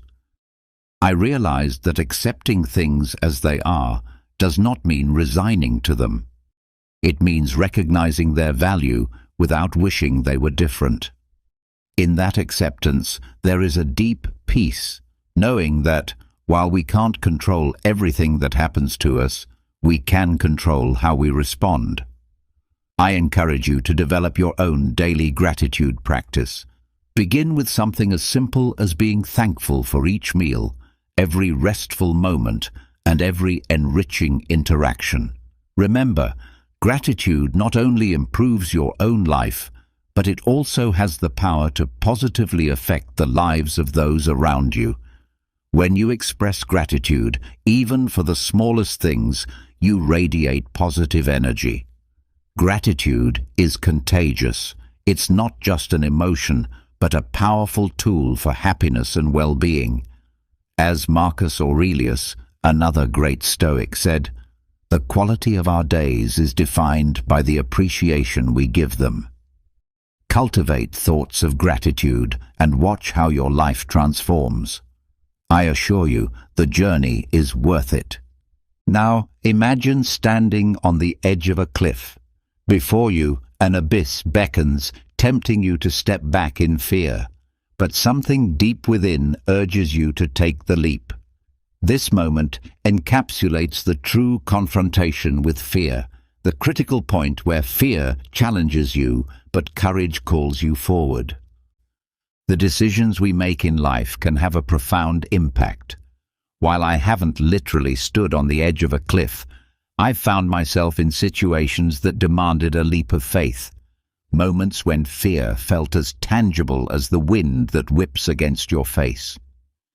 To paraphrase Epictetus, a wise Stoic would remind us that it is only when we confront our fears that we uncover the true reserves of strength within us. This idea has been a guiding light for me, especially during times when fear seemed ready to overwhelm me. Let me share how I turned that fear into courage and how it offers a chance for personal growth. Each time I faced a daunting challenge, I realized that fear wasn't a roadblock, but rather a signal for my own growth. I vividly remember the first time I had to speak publicly. The fear of making mistakes and the anxiety over others' judgment were overwhelming. But as I confronted those fears, not only did I survive the experience, I also uncovered a passion for public speaking and a talent for communication that I didn't know I had. This made me realize that fear and growth go hand in hand. Facing and overcoming fear with stoic courage is essential. The secret lies in preparation and reflection. When fear appears, I take a moment to analyze what the worst-case scenario might be. I consider how likely it is that the feared outcome will actually occur. More often than not, I find that the catastrophe I imagined is far less likely than fear makes me believe. Preparing for even the most difficult scenarios has given me the strength to take action despite the fear. Fear becomes a driving force, not a barrier. Instead of letting fear paralyze me, I've learned to use it as a catalyst for progress. This transformation doesn't happen instantly or easily, but it's incredibly rewarding. Imagine fear as the compressed energy in a spring. When it is released, that energy propels you forward with renewed vigor. Confronting our fears is a necessary step toward realizing our potential. If we never faced the fear of failure, we would never discover new skills or strengths. Each fear we overcome brings us closer to the boldest versions of ourselves. At this very moment, you might be just one courageous action away from a completely transformed life. Consider inspiring examples of others who have turned fear into courage. Take Ana Torres, for example, a young woman who, despite her fear of the dark and confined spaces, joined a rescue team in caves. Her determination to overcome her phobia didn't just save lives during a mission, it also became a powerful story of personal courage. I encourage you to reflect on your own fears and recognize how each one represents a hidden opportunity for growth, both personally and professionally. Remember, courage isn't the absence of fear, but the mastery of it. Are you ready to take that leap toward your own transformation? On my journey to greater serenity and emotional freedom, I discovered a powerful tool, the art of detachment. Picture yourself in the middle of a forest, surrounded by trees gently swaying in the wind. You're simply observing, not attempting to control the direction of the wind or the rustling of the leaves. This state of passive observation, without any urge to hold on to or change what's happening, captures the essence of detachment. Detachment is often misunderstood as indifference or disinterest, but in truth, it offers a way to liberate ourselves from the tyranny of our own expectations and the outcomes we often try to predetermine. Think about how many times you felt anxiety or disappointment because things didn't unfold the way you expected. I, too, have experienced this tension more times than I can count. Detachment provides us with an alternative approach, allowing us to do our best while accepting that the final outcome is not always in our control. In everyday practice, detachment becomes a practice of acceptance. For instance, when working to improve an important relationship, I used to worry excessively about how my actions or words would be received. But I learned to focus on being authentic and sincere, not obsessing over how my behavior would be perceived or whether I'd achieve the desired result. This shift in focus not only alleviated much of my anxiety, but it also deepened my relationships, making them more genuine and less forced. Detachment is also a cornerstone of Stoic philosophy. The Stoics believe that peace comes from accepting what we cannot change and focusing on how we respond to circumstances. As Epictetus famously said, "Only when we accept the futility of clinging to the uncontrollable do we begin to find peace."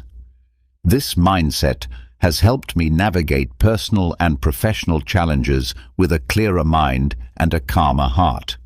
Now, let's speak directly to you. Imagine you're facing a difficult situation, perhaps a conflict at work or a personal goal that feels unattainable. I invite you to practice detachment by asking yourself, what can I control here?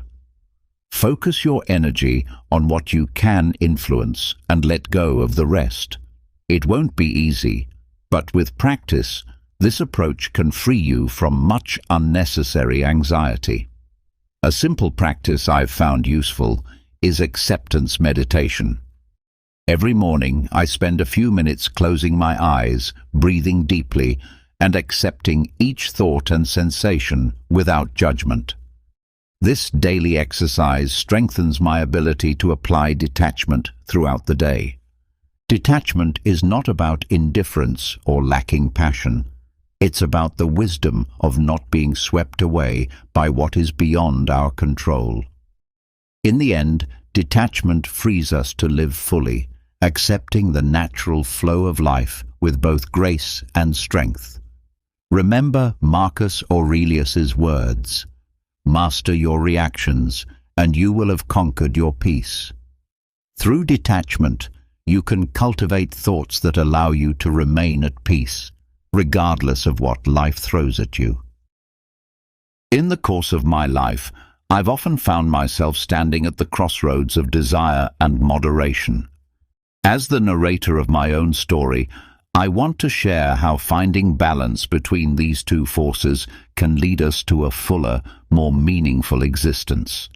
Imagine standing before a grand banquet of endless possibilities, each dish representing a desire, an ambition, or a dream. At first, you may feel the urge to pile your plate high, eager to sample everything. However, I've learned that the true secret lies not in how much we accumulate, but in how we manage the choices we make. The key is to find a healthy balance in our desires. It's not about repressing or eliminating them, but about channeling them so that they enrich our lives rather than overpower them.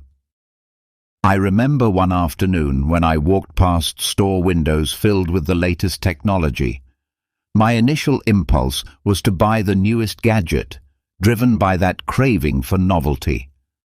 But then I paused to ask myself, do I really need this? Will it add lasting value to my life, or is it just a fleeting pleasure? This moment of reflection allowed me to exercise a strategy that would prevent overindulgence.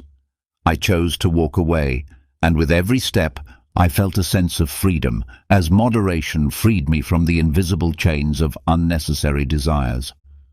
Moderation is a virtue highly valued in Stoic philosophy.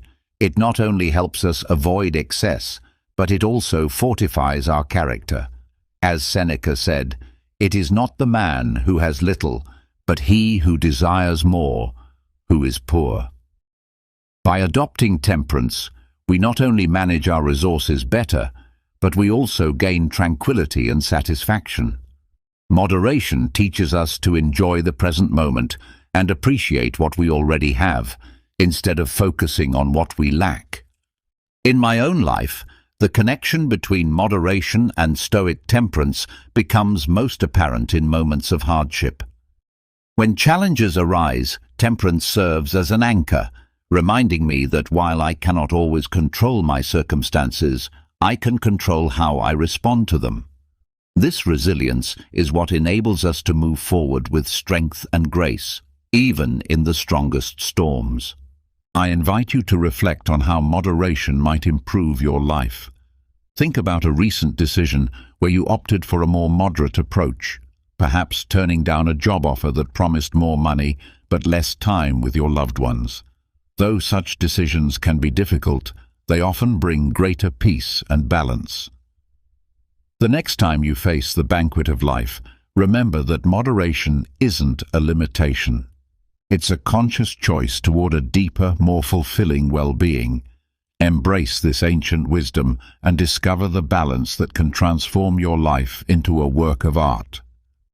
As a child, I was taught that empathy is the key that opens the door to the hearts of others. Today, I want to share how this deeply Stoic quality has shaped my life and how it can transform yours as well. Empathy, the ability to put oneself in another person's shoes, not only connects us with others, but it also elevates us to a more harmonious and just plane of existence. Marcus Aurelius, the Roman emperor and Stoic philosopher, once said, "What is not good for the hive is not good for the bee either." This phrase resonates in every act of empathy, because when we understand and share the feelings of another, we realize that individual well-being is inextricably linked to the collective. I often reflect on a particularly illuminating moment in my life when I encountered an old friend who was going through a personal crisis. Instead of offering unsolicited advice or trivializing her pain, I chose to simply listen to her. In that moment, I was fully present, hearing her fears, hopes, and struggles, and through that act of empathy, I was able to understand the depth of her suffering. This strengthened our friendship and taught me an invaluable lesson about the importance of being present. Cultivating empathy in our interactions may seem like a monumental task, but it really comes down to simple, conscious practices. For instance, when you talk to someone, try to listen more than you speak. Observe not only their words, but also the body language and emotions that accompany them. This practice will allow you to better understand the other person and will, in turn, enrich the quality of your relationships. The connection between empathy and Stoic justice becomes clear in how we treat others. If we act with empathy, we are more inclined to be fair, because we recognize that every person deserves consideration and respect. In my own life, I have seen how small, empathetic gestures can resolve conflicts and build bridges where there were once walls. Finally, I want to propose some practical things that I have personally found transformative. Every day, try to perform at least one act of conscious empathy. It can be something as simple as asking a co-worker how they are really feeling or offering your seat on public transport. You may be surprised at how these seemingly small acts can change not only your day, but also someone else's. Empathy is more than a fleeting emotion. It is a stoic practice that can strengthen our relationships and communities. By integrating it into our daily lives, we not only improve the world around us, but also enrich ourselves internally. I invite you to experience this for yourself and discover the transformative power of understanding and sharing the feelings of others. Remember, with every act of empathy, you grow a little closer to the life you aspire to live. The beauty of simplicity. Imagine standing before a vast ocean where the waves move with rhythmic calm and the fresh air brushes your face. In that moment, there are no emails to answer, no notifications to interrupt you, just you and the immensity of the scene. It's a moment that invites reflection on the beauty of simplicity. This is a principle we often forget in our daily lives, which are full of complications and stress. But have you ever considered the peace you could find if you simplified your life? As I imagine Epictetus would say, existence is the perception of what you need, not what you want, that frees you. This insight led me to apply the wisdom of simplicity to my own life. One day, I decided to clean my studio, sorting through each item with a critical eye. Does this item truly bring me value? Gradually, the cluttered space transformed into an environment of clarity and purpose. The difference was not just visual. Every time I entered the room, my mind felt lighter and more prepared. This clarity extended beyond the physical space and into the digital realm. I uninstalled apps I wasn't using and limited the notifications that constantly interrupted my day. At first, the silence of my phone felt unsettling, but over time, I realized that I had recovered hours of my day, hours I could now devote to reading, writing, or simply enjoying a moment of stillness. This process was not easy, but Stoic philosophy provided support. Detachment is not about giving up things for the sake of giving them up, but rather about understanding what is essential and freeing yourself from what is not. By clearing space in my life, I not only found peace, but I also gained a greater appreciation for the small details and moments I had previously overlooked. Are you ready to embark on this journey of simplicity? Consider the objects you haven't used in months, or the apps that you open and close without purpose. Imagine the relief of shedding this unnecessary weight, and the focus you would gain by letting go of what no longer serves you. Simplicity is not just about reducing material possessions, it's also about simplifying our interactions, our goals, and even our thoughts. Practically speaking, this might mean choosing projects that truly resonate with your values, or deciding to spend more time with people who energize you and less with those who drain you. So, I invite you to reflect on how you can apply simplicity in your own life. It doesn't have to be a monumental change, but small, conscious steps that bring you closer to a life that's less complicated and more in tune with your true desires and needs. Simplicity is not just a lifestyle, it is a path to freedom. The power of persistence. On the path to achieving our dreams, we discover that it is not talent or opportunity that determines our ultimate success, but something deeper and more constant: persistence. You don't have to fear defeat or the obstacles in your way if you remain firm in your purpose. A phrase that reflects the Stoic virtue of courage reminds us that the road to success is paved with the tenacity of our character, not just with our sporadic actions. Let me share a story that illustrates the power of persistence in my own life. A few years ago, I decided to write a book about human resilience, a project that, from the outset, seemed like an immense challenge. During the process, I faced countless obstacles, severe criticism, editorial rejections, and, perhaps most painful of all, internal doubts about my abilities. Yet every day, I clung to my purpose with an almost stoic fervor. Each morning, as I faced the blank page, I reminded myself of Seneca's words, "Things are not difficult that we do not dare. It is because we do not dare that they are difficult." This thought spurred me to keep going, to push through each criticism and rejection with the certainty that every small step forward was a victory over discouragement. And you know what? After years of relentless work, my book was not only published, but also helped many people confront their own challenges. This taught me a vital lesson. Persistence can overcome even the most daunting difficulties. Persistence is not merely about moving forward, it's about standing firm in the face of adversity.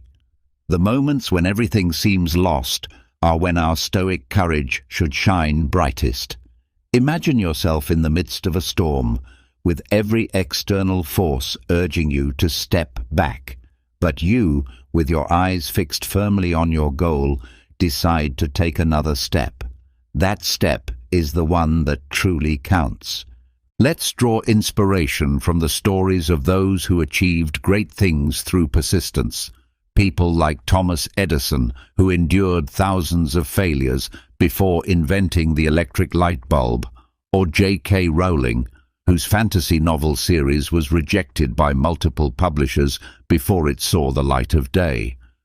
These examples are not just success stories, they are testimonies to the power of never giving up. I invite you to reflect on your own life. Where do you need to apply persistence? What challenge have you been avoiding because it seems too difficult? Remember, true courage is continuing step by step, even when the results are not immediate. With every challenge we face, we have two options: to turn back or to move forward with renewed determination. Choose the latter. By integrating persistence into every aspect of our lives, we bring ourselves closer to excellence, not because it's easy, but because it's possible. And in that possibility lies the true essence of stoic courage. The gratification of self-sufficiency. If you've ever found yourself contemplating the vast sea and felt a kind of indescribable peace, you've probably touched, even if only for an instant, the essence of self-sufficiency. Today, I want to take you through a very personal journey in which we explore not only what it means to be self-sufficient, but how this quality can radically transform our lives. Imagine for a moment that you're on a desert island, and everything you need to survive must come from your own hands and skills. While this scenario may sound extreme, it illustrates the gratification of self-sufficiency perfectly. When we cultivate emotional and material independence, we not only survive, but we begin to live with a freedom that only self-sufficiency can offer. Consider a typical day in your life. How often do you feel that you depend on something or someone to feel complete, happy, or satisfied? Now imagine how your day would change if you could generate those feelings from within without relying on external factors. That's the magic of self-sufficiency. It frees us from the chains of dependency. One strategy for cultivating independence is to start with small steps. For example, try solving everyday problems on your own before seeking help.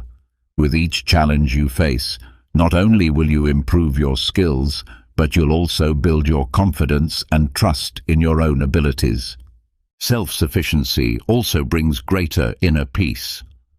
By being less dependent on the whims and actions of others, our internal world becomes less turbulent and more serene.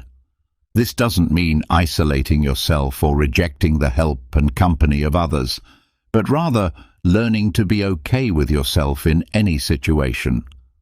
True peace comes from knowing you can handle whatever life throws at you.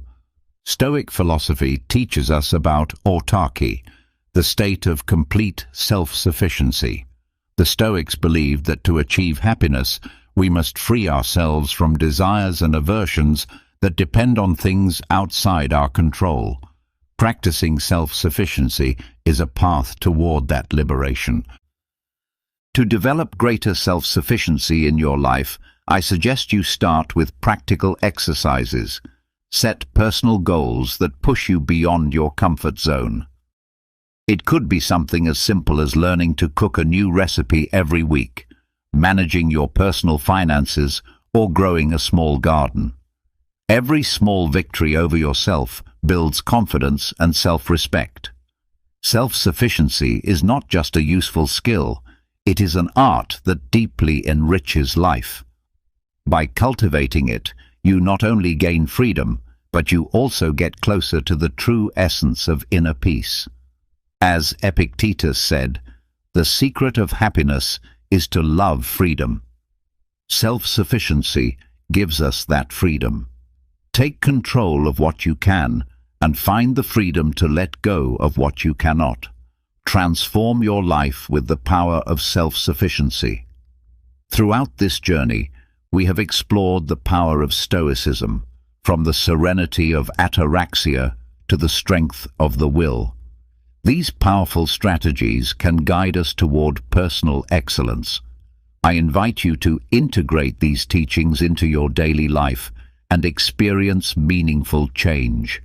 Remember, the Stoic path is a continuous journey toward self-realization. Dare to live a full and meaningful life. If you've made it this far, write, "I am the top priority" in the comments, so I know who the victorious ones are. I'm eager to hear your thoughts and stories of triumph.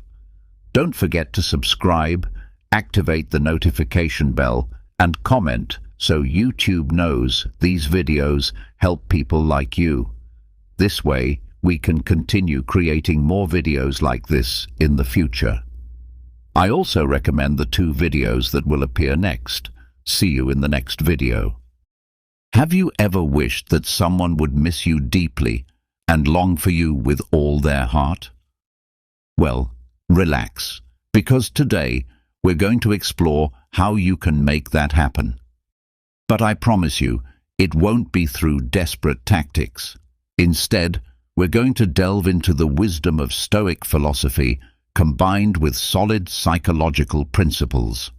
In this video, I'll share with you 14 foolproof tips that will help make the person you desire miss you and ultimately become obsessed with you. And at the end, I'll reveal the key strategies that can make all this a reality. So don't worry, stay tuned. Each tip might just hold the secret to achieving what you want. I've put together a collection of real, proven psychological studies, and when combined with Stoic philosophy, these will become your greatest tools of attraction.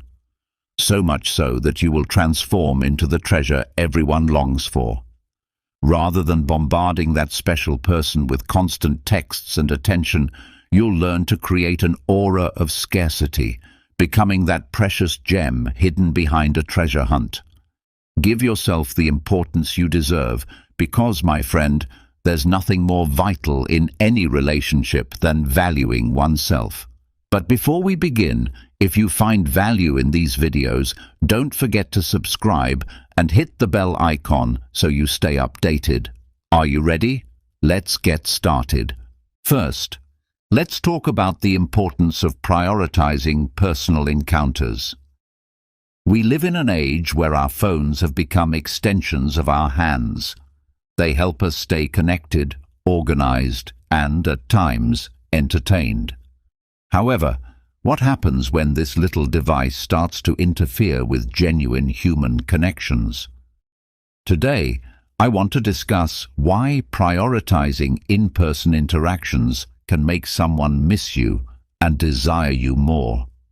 Although it may seem like a Stoic philosophy concept, there's actually a great deal of ancient wisdom in this approach. Picture this. You're sitting at a coffee shop with a friend, and they're more focused on their phone than on engaging with you. It's like being invisible, isn't it? Now, flip the scenario. Imagine you're fully present, completely engaged in the conversation, free from distractions.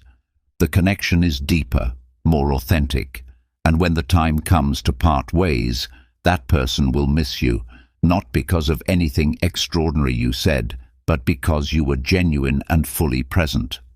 The key is using your phone as a tool to organize these meetings, not to replace them. Of course, sending messages and making calls is helpful, but they should never become the core of our relationships.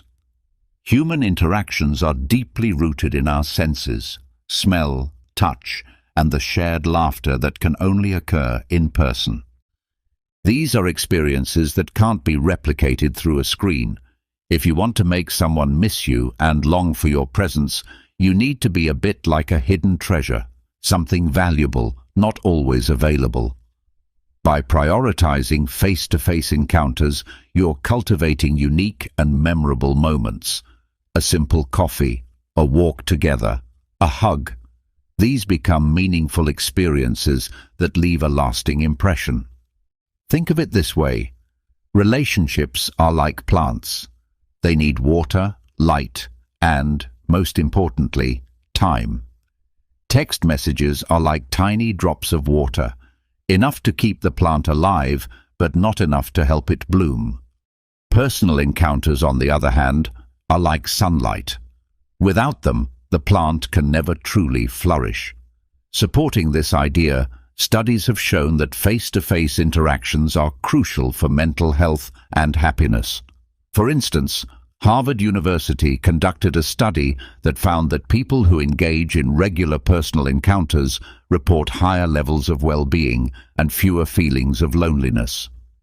This happens because in-person interactions activate brain areas associated with reward and empathy, forging deeper emotional bonds.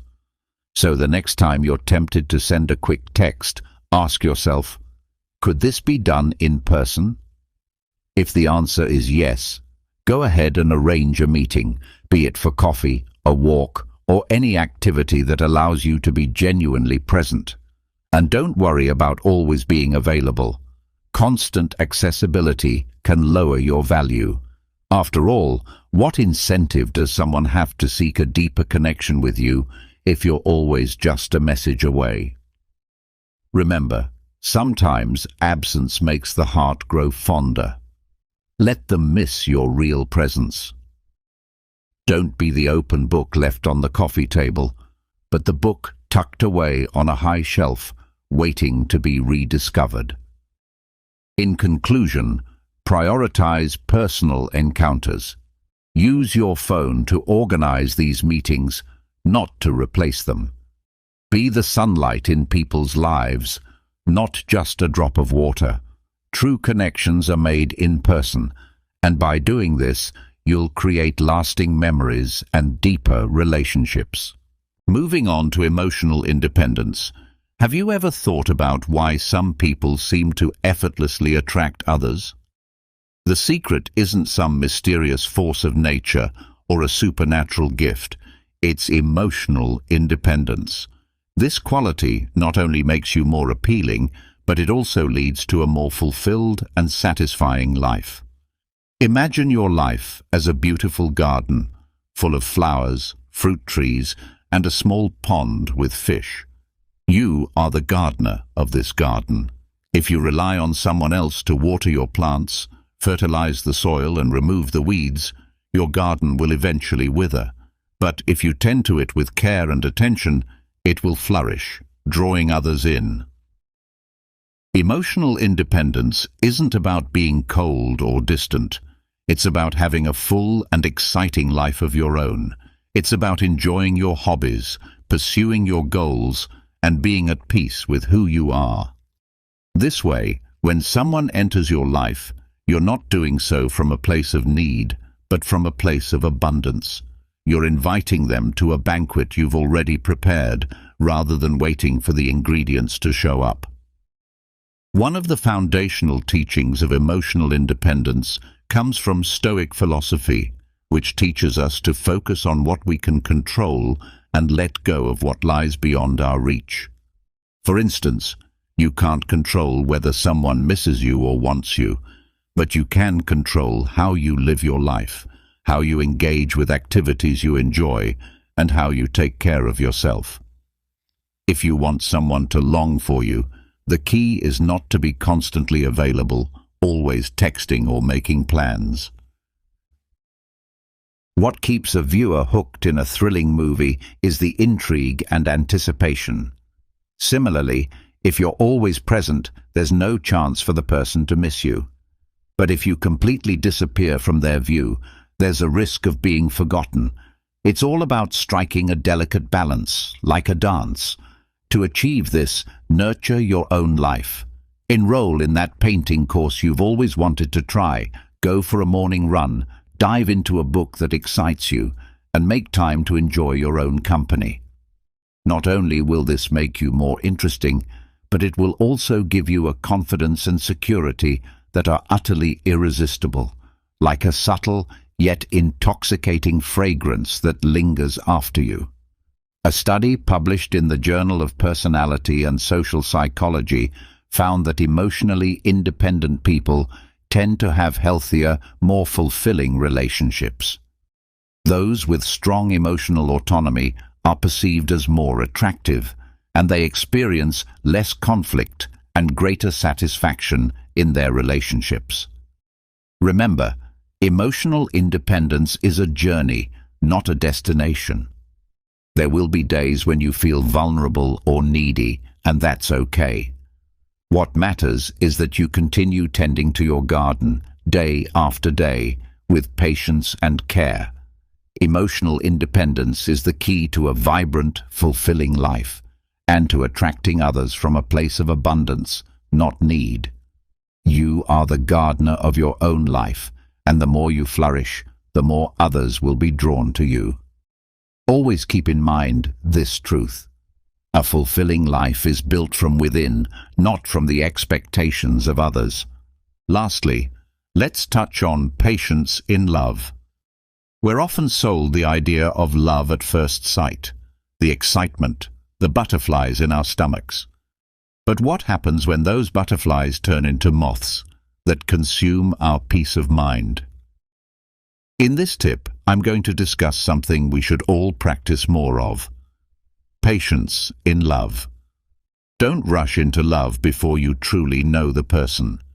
Yes, it might sound boring or even a little stoic, but trust me, it makes sense. Imagine you're at the supermarket. You walk directly to the fruit section and spot a shiny apple.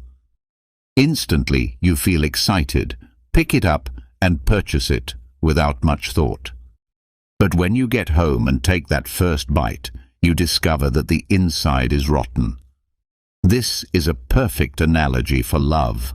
Often we get swept away by appearances and the emotions of the moment, forgetting the most crucial thing: really taking the time to get to know the person. Building a relationship is like constructing a house. It needs a solid foundation. And how do you create that foundation? It's not rocket science. You take the time to talk, to understand their values, dreams, and fears. A truly intimate connection doesn't develop overnight. It's a process, one that takes patience and care. Ask yourself if you share similar values and visions for the future, because these are the elements that will help the relationship withstand the inevitable storms that come. A study by Stanford University, led by psychologist Carol Dweck, highlights the power of a growth mindset in relationships. According to Dweck, people who approach relationships as a continuous process of growth and learning are more likely to experience success. This mindset encourages you to take the time to genuinely get to know the other person rather than rushing and expecting perfection from the start. Now, let's explore how to make someone miss you and want you. At first glance, this might seem manipulative, but in reality, it's about valuing yourself and establishing your own sense of worth. Think of it like morning coffee. It's more enjoyable when you don't drink it every day. In terms of love, this means maintaining your independence, pursuing your passions, and not becoming an extension of the other person.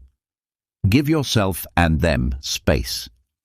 Don't feel compelled to respond immediately to every message or be available around the clock. By doing so, you not only make the other person appreciate you more, but you also create space to reflect on whether this relationship is truly worth your time and emotional investment. It's not about playing mind games, but about striking a healthy balance. Constant availability can feel suffocating and lead you to be taken for granted. Think of yourself as a good book, one that deserves to be read carefully, not just skimmed. Patience in love is a virtue, one that many overlook, but it can make all the difference between a fleeting romance and a lasting bond. Getting to know someone well before falling in love and maintaining a healthy balance between presence and independence are essential elements in building a solid, intimate relationship. So the next time you feel those famous butterflies in your stomach, take a deep breath and remember that good things take time. As I've said before, true love isn't the kind that comes quickly. It's the one that remains when everyone else has gone. Now let's dive into the concept of the connection bubble. Imagine you're with a special person and suddenly the world around you fades away. The noise dies down and all that matters is the connection between the two of you. This is the connection bubble, a space that not only strengthens the relationship but also creates unforgettable moments that both of you will cherish. So how do you make someone miss you and desire your presence? The answer isn't a magic trick. It's a combination of authenticity and some practical approaches. First, be genuine. Stoic philosophy teaches us the importance of living authentically, staying true to our values. In a relationship, this means being yourself, without masks. Authenticity lays the groundwork for any meaningful connection. When you are genuine, you create space for the other person to be themselves too, which fosters a dynamic of trust and comfort. And you know what's more attractive than anything else? Confidence. The connection bubble isn't created overnight. It's like a dance. Imagine you're on the dance floor with your partner, moving to a rhythm that only the two of you can hear. To keep this dance going, you need to be in sync.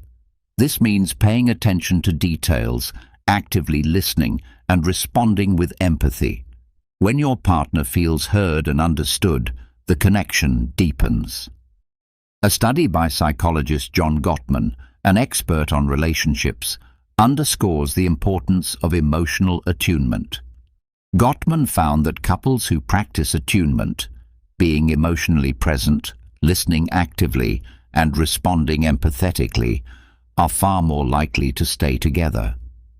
When you apply these principles, you create an environment where the other person feels valued and understood. But how do you get someone to miss you? This is where the balance between presence and absence comes into play. If you're always available, your presence may be taken for granted. Instead, by subtly withdrawing from time to time, you give the other person space to think about you and miss you.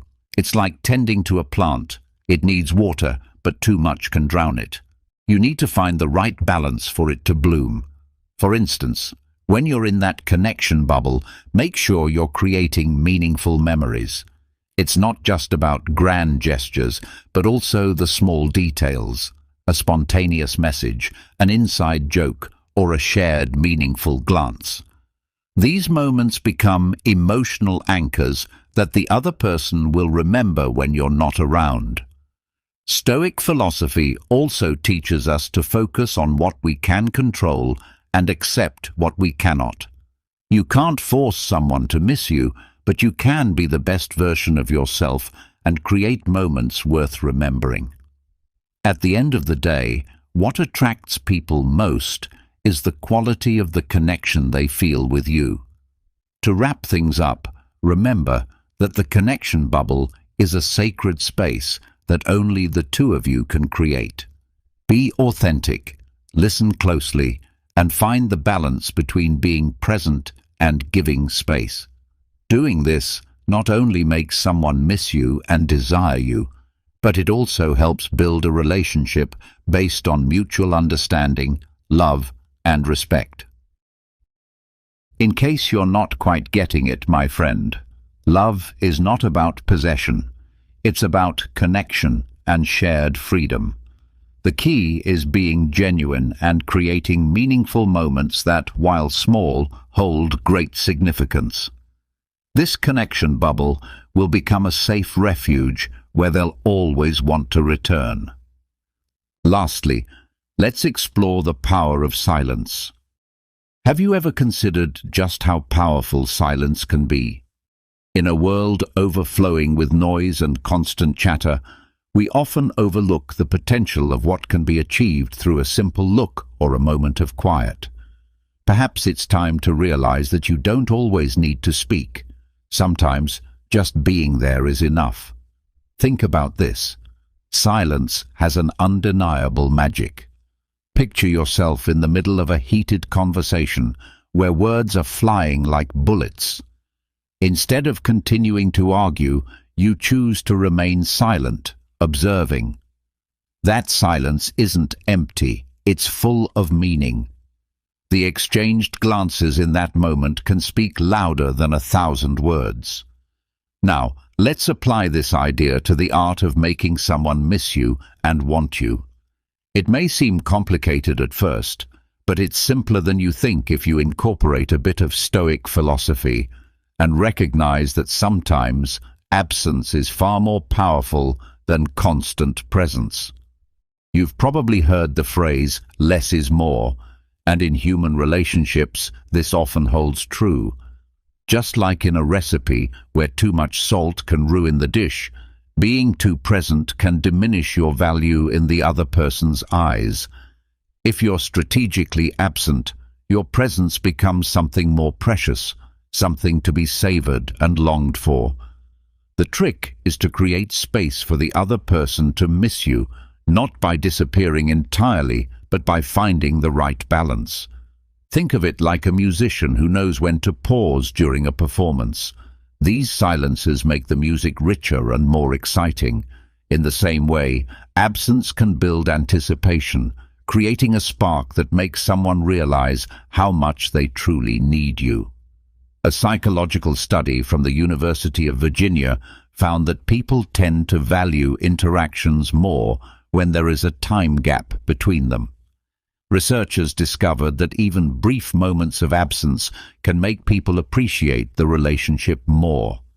This phenomenon is known as the scarcity effect, where something becomes more valuable simply because it's not always available. So, how do you achieve this without seeming indifferent? The key lies in subtlety, in the power of looks and gestures. A single, intense glance can linger in someone's memory far longer than an entire conversation. A small gesture of affection, an unexpected detail, can be more effective than being present all the time. Strive to leave behind traces that are not easily seen, like the wind. Though invisible, its presence is felt and missed when there's no silence to reveal its absence. Simple communication is the key to connecting at a deeper level. Stoic philosophy teaches us to appreciate these moments, recognizing that presence is not always physical. Sometimes the most significant impact comes from what remains unspoken. Allow silence to work its magic, and you'll see how people begin to notice your absence and yearn for your presence.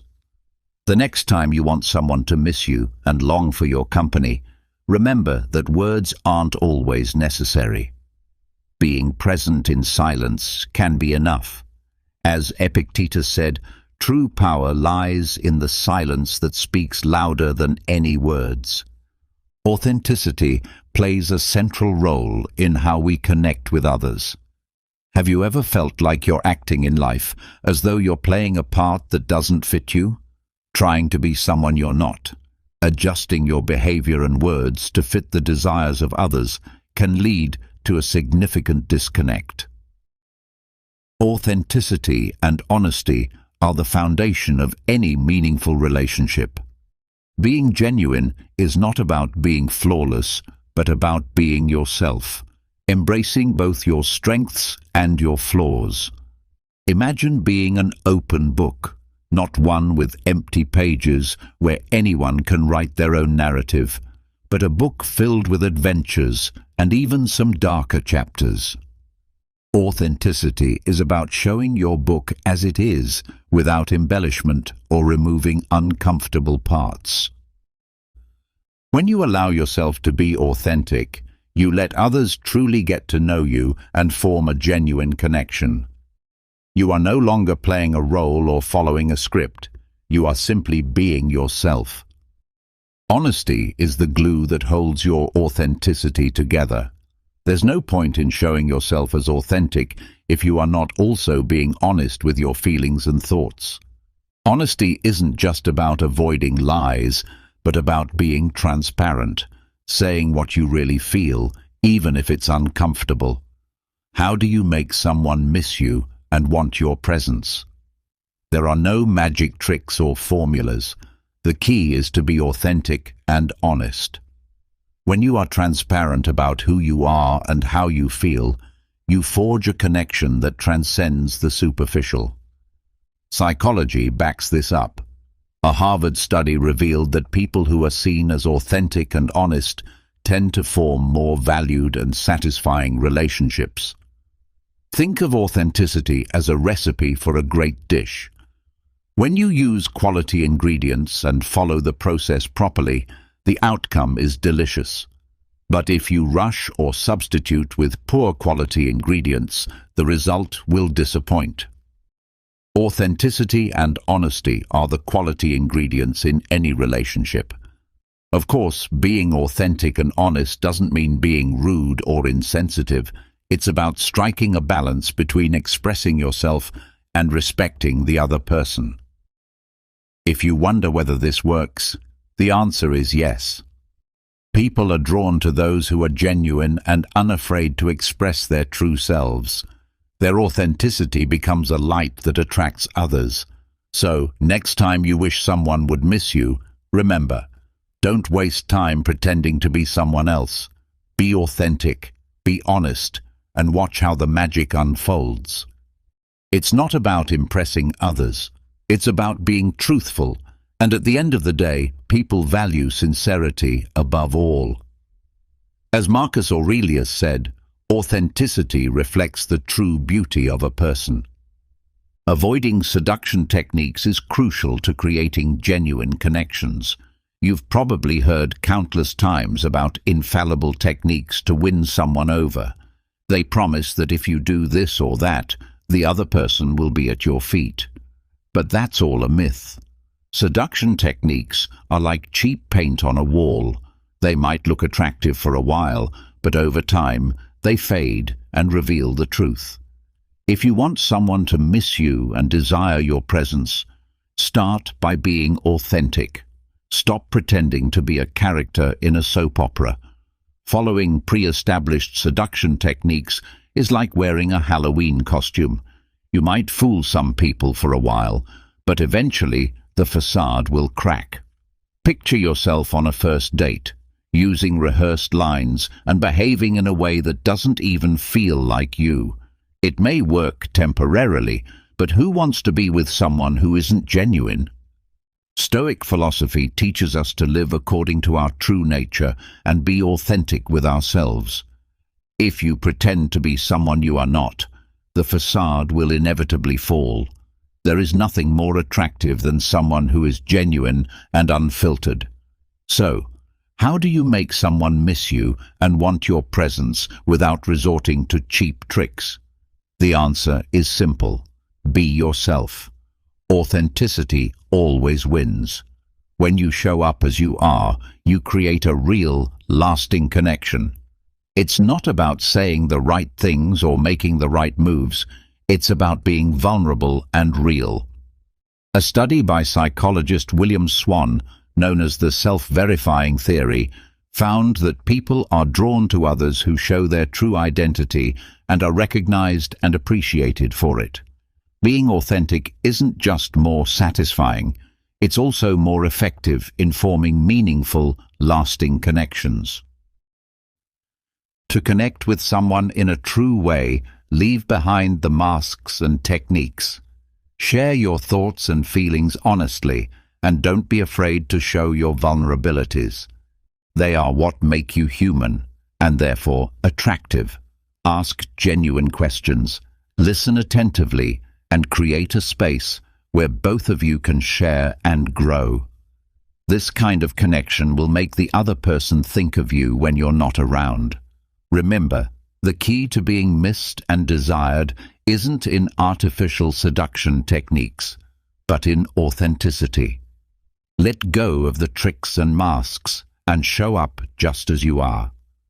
Only then will you create a relationship that is truly meaningful and worth having.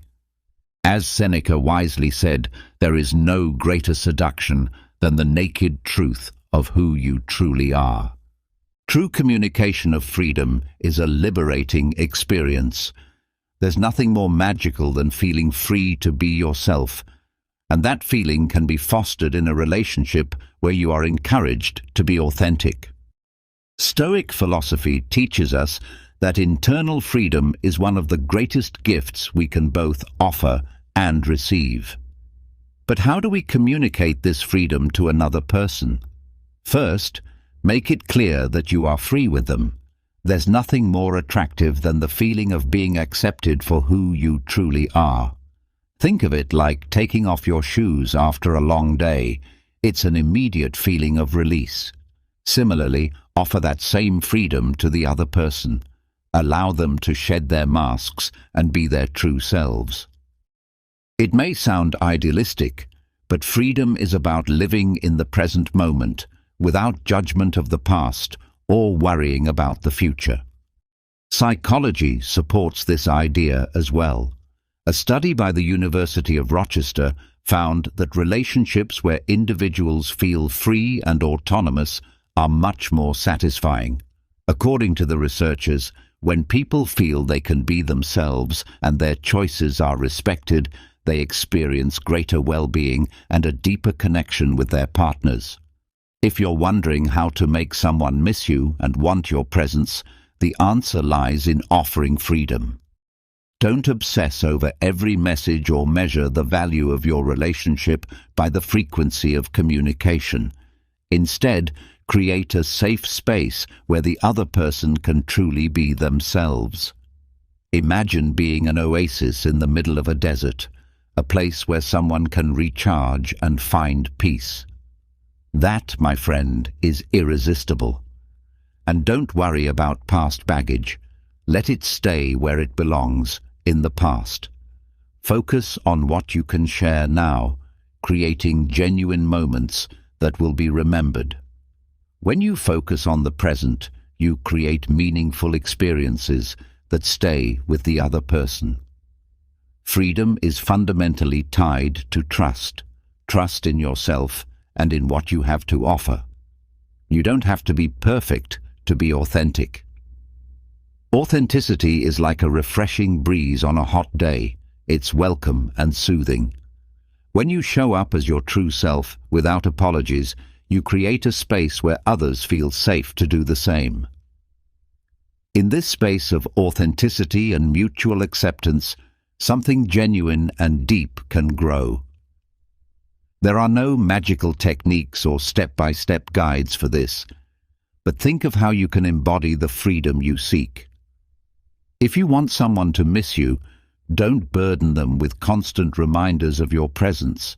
Instead, become like a pleasant memory, like a catchy song that lingers in their mind. Be the person who offers space to breathe and is always willing to listen.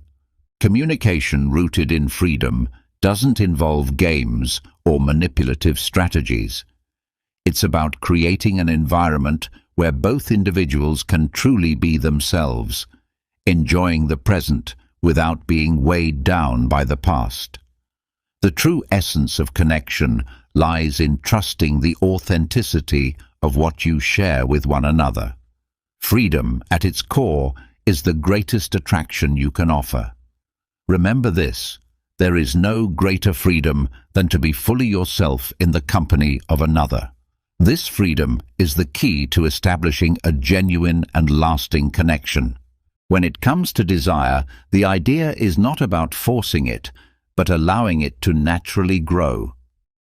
Think of the plant you water and care for.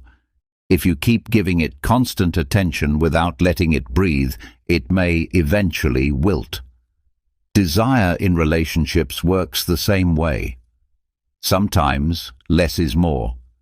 Giving someone the space to miss you is essential. It's not about disappearing entirely, but rather about offering them a break, so they can feel your absence and long for your presence. Imagine you're the star of an amazing movie. If people watch it repeatedly without pause, the excitement will eventually fade. The same happens in relationships. Constant contact can dull the mystery and excitement that keep things fresh. The key is balance. Let the relationship breathe.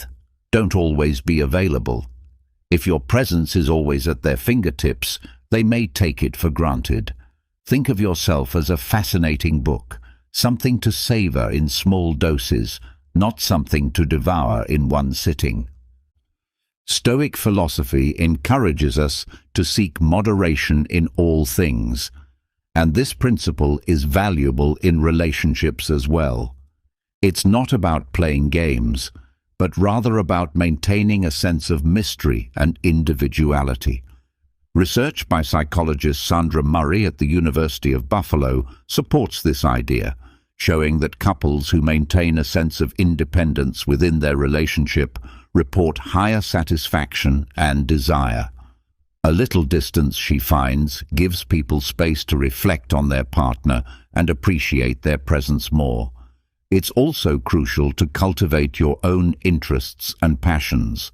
This not only makes you more attractive, but gives you something to talk about when you meet. When you're not together, the other person will not only miss you, but will also miss hearing about the interesting things you do. Maintaining independence is essential. No one wants to be with someone who depends entirely on the relationship for their happiness. You must continue growing as a person, pursuing your own goals and ambitions. This principle is deeply embedded in Stoic teachings about self-sufficiency and self-discipline. Physical space is equally important. If you live together or spend a lot of time in the same space, get out of the house, take a walk by yourself, read in a cafe, or pursue an activity on your own. When you return, your time apart will feel like a breath of fresh air. Communication remains key. It's not about vanishing without a word, but about establishing healthy boundaries.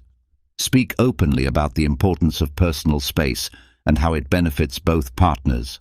Honesty and transparency build trust and mutual respect.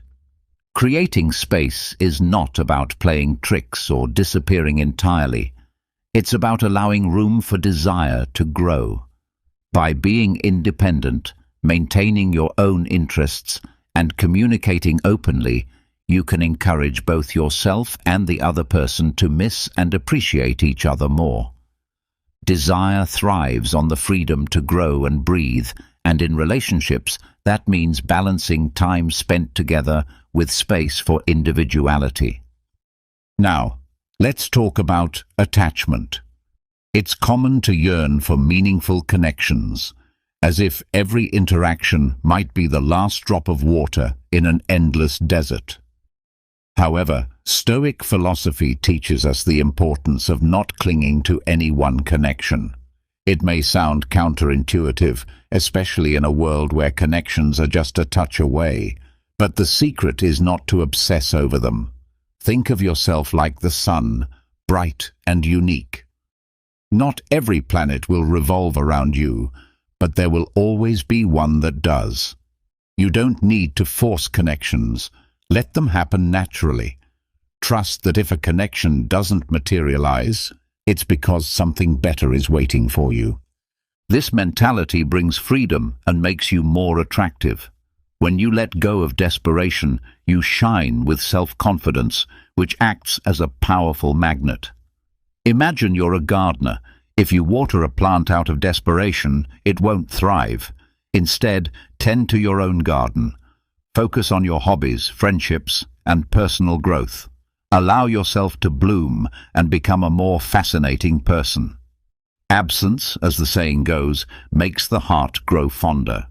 When you're not always available, the other person will begin to appreciate you more. They'll long for your company because it isn't always there. Research from Stanford University shows that security in oneself is one of the most attractive qualities a person can possess. People who exude self-confidence and don't depend on others for validation tend to attract more interest. This type of emotional independence and self-affirmation is essential for creating stronger, more lasting connections. This doesn't mean playing mind games or disappearing without a word. It's about balancing time and energy, giving enough to show you care, but holding back a little to maintain your own sense of self. It's a delicate balance between being present and giving space. Remember, the Stoics believed in accepting things as they are, not fighting against what's inevitable. Rather than clinging to what could be, appreciate what you have in the moment and trust that what is meant for you will arrive at the right time. Lastly, leaving toxic relationships is crucial for your well-being. Imagine life as a journey with a backpack that you carry with you. At first, you might not notice the weight, but over time, the burden becomes overwhelming. You must decide what to carry with you and what to leave behind in order to move forward with more lightness and happiness. The same applies to toxic relationships. No matter how much you try, some relationships will never improve. If you find yourself in a relationship that makes you feel heavier, sadder, or unappreciated, it's time to reevaluate and perhaps let go. Recognizing a toxic relationship is not always easy. You might question whether you're overreacting. This is when the perspective of close friends can be invaluable. They can offer a clearer view of the situation. If multiple trusted people agree that a relationship is harming you, it's worth taking their advice seriously. Relationships should be places of mutual respect, appreciation, and positive energy. If your efforts are consistently unacknowledged, or if your feelings are disregarded, it's time to step back. Remember, surrounding yourself with people who appreciate you is essential for your emotional health. A study conducted by the University of California in Los Angeles revealed that having healthy, supportive relationships can greatly enhance happiness and reduce stress levels. Now, when it comes to making someone miss you and want you, the answer doesn't lie in manipulating or forcing situations. The real key is authenticity and valuing yourself. When you make the decision to let go of a toxic relationship, it sends a clear and strong message that you have enough self-respect not to settle for less than you deserve. This can serve as a reality check for the other person. Sometimes the best tools for making someone realize they miss you are distance and time. To make someone miss you, first, you must learn to enjoy your own company. Dedicate time to your hobbies, explore new activities, and surround yourself with positive people. Work on your personal growth. Stoic philosophy teaches us to find peace within ourselves and not to rely on external circumstances for our happiness. By focusing on your own development, you naturally become a more attractive person, not just to others, but to yourself as well. Letting go of toxic relationships is also an act of self-love. Though it is challenging, it is essential for your emotional well-being and growth. Learn to value yourself, seek support from your friends, and make sure to surround yourself with people who truly appreciate you. By letting go of what no longer serves you, you make space for what you truly deserve. Next, let's talk about the power of positivity. Have you ever wondered how to make someone miss you? No, we're not talking about becoming a love magician, but rather becoming a person so positively magnetic that others simply want to be around you. You should aim to be like that morning cup of coffee that everyone needs to start the day with a smile. That is the kind of energy you should evoke in the people around you. But how can you achieve this without seeming forced or unnatural? The answer lies in adopting a Stoic philosophy, combined with a sense of humor and a great deal of positivity. This approach not only works, but it is also highly effective. Being a positive person doesn't mean you ignore problems or live in a fantasy world. Instead, it means facing life with resilience and optimism. When you can see the glass as half full and inspire others to do the same, people will be naturally drawn to you. Positivity, like sunlight, is something everyone gravitates toward, although they might not want it constantly. The key is balance. If you manage to keep a cheerful and calm demeanor even in difficult times, people will be attracted to you because you radiate peace and well-being. This is one of the fundamental teachings of Stoic philosophy, maintaining inner peace regardless of external circumstances. A study conducted by the University of California in 2008 showed that people with a positive attitude and those who practice optimism are more likely to form stronger and more satisfying interpersonal relationships. This research underscores how positivity not only improves our personal well-being, but also strengthens our bonds with others. Now, let's move on to the role of humor. Having a sense of humor doesn't mean being the clown of the group, but rather it means being able to laugh at yourself and at the little, unimportant things. Humor is a powerful tool for breaking the ice and forming genuine connections. For example, when faced with a setback, instead of complaining, find the humor in the situation. Laughter is contagious and can lighten the mood, making people associate your presence with positive experiences. A useful technique here is to adopt what we might call strategic lightness. Imagine yourself as someone who rises above daily problems with a calm and positive outlook. This approach will not only help you maintain a good mood, but will also attract others who desire that same lightness in their own lives. To be someone who others miss and desire, you must combine positivity with humor. This combination will make you more attractive and help you create deeper, lasting relationships. From a Stoic perspective, staying calm and joyful in the face of challenges will make people seek your company. Remember, positivity and humor aren't about denying reality. They are about choosing how you wish to face it. Be the ray of sunshine in others' lives, and you'll soon find that they want more of your light. Now, let's turn to an important piece of advice. Don't be in a hurry to fall in love. How often have you found yourself staring at the ceiling, wondering when the person who will change your life will appear? Popular culture bombards us with the idea that we need someone else to be happy.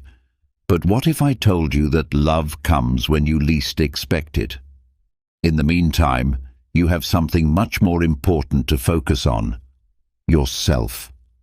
Stoic philosophy teaches us a key lesson. Tranquility and self-control are essential for a fulfilling life. You don't need someone else to complete you. You are already a complete person, just as you are. Instead of searching for someone to fill a void, focus on yourself. Working on your personal growth may seem like a never-ending task, but it is this dedication that will make you shine brighter. Think of your life as a garden. If you spend all your time waiting for someone else to plant flowers for you, you will miss out on the beauty of growing your own. By investing time in your passions, friendships, and skills, you'll build a richer, more fulfilling life. The more you enrich your own life, the more you'll have to offer when the right person comes along. Waiting for love can feel frustrating, especially in a world where instant gratification is the norm. But love doesn't follow the rules of fast delivery. It can't be ordered like a package from Amazon. And that's okay. The waiting period has its own magic. It's in that pause where you truly get to know yourself and figure out what you want in a partner. A study by psychologist Susan Sprecher from Cleveland State University shows that people who take time to work on their personal growth before entering a relationship tend to experience more satisfying and lasting relationships. These individuals, who aren't in a rush to find love, are clearer about what they seek in a partner and develop stronger self-esteem. Life isn't a race, and love isn't either. You can spend hours searching for a shooting star and see nothing, but when it finally appears, you'll realize it was worth the wait. When love comes into your life, it will be a result of all the time you spent nurturing yourself. When two people who have cultivated their personal gardens meet, the beauty is indescribable. Remember, love isn't about completing someone or being completed. It's about sharing your fullness. So don't rush. True love isn't something you chase. It finds you when you're ready. Finally, let's talk about the value of friendship and mutual support. Have you ever thought about how to make someone miss you? There's no magic trick, but there is something often overlooked: the importance of friendship and mutual support. In a world where relationships seem fleeting, a strong foundation of friendship can be the key to building lasting, meaningful connections. Often we focus too much on passion, chemistry, and the fireworks that occur at the start of a relationship. But what happens when that initial spark fades? This is where friendship becomes essential. A deep, authentic friendship doesn't just keep the flame alive. It provides the support necessary for any relationship to thrive. Imagine your relationship as a house of cards.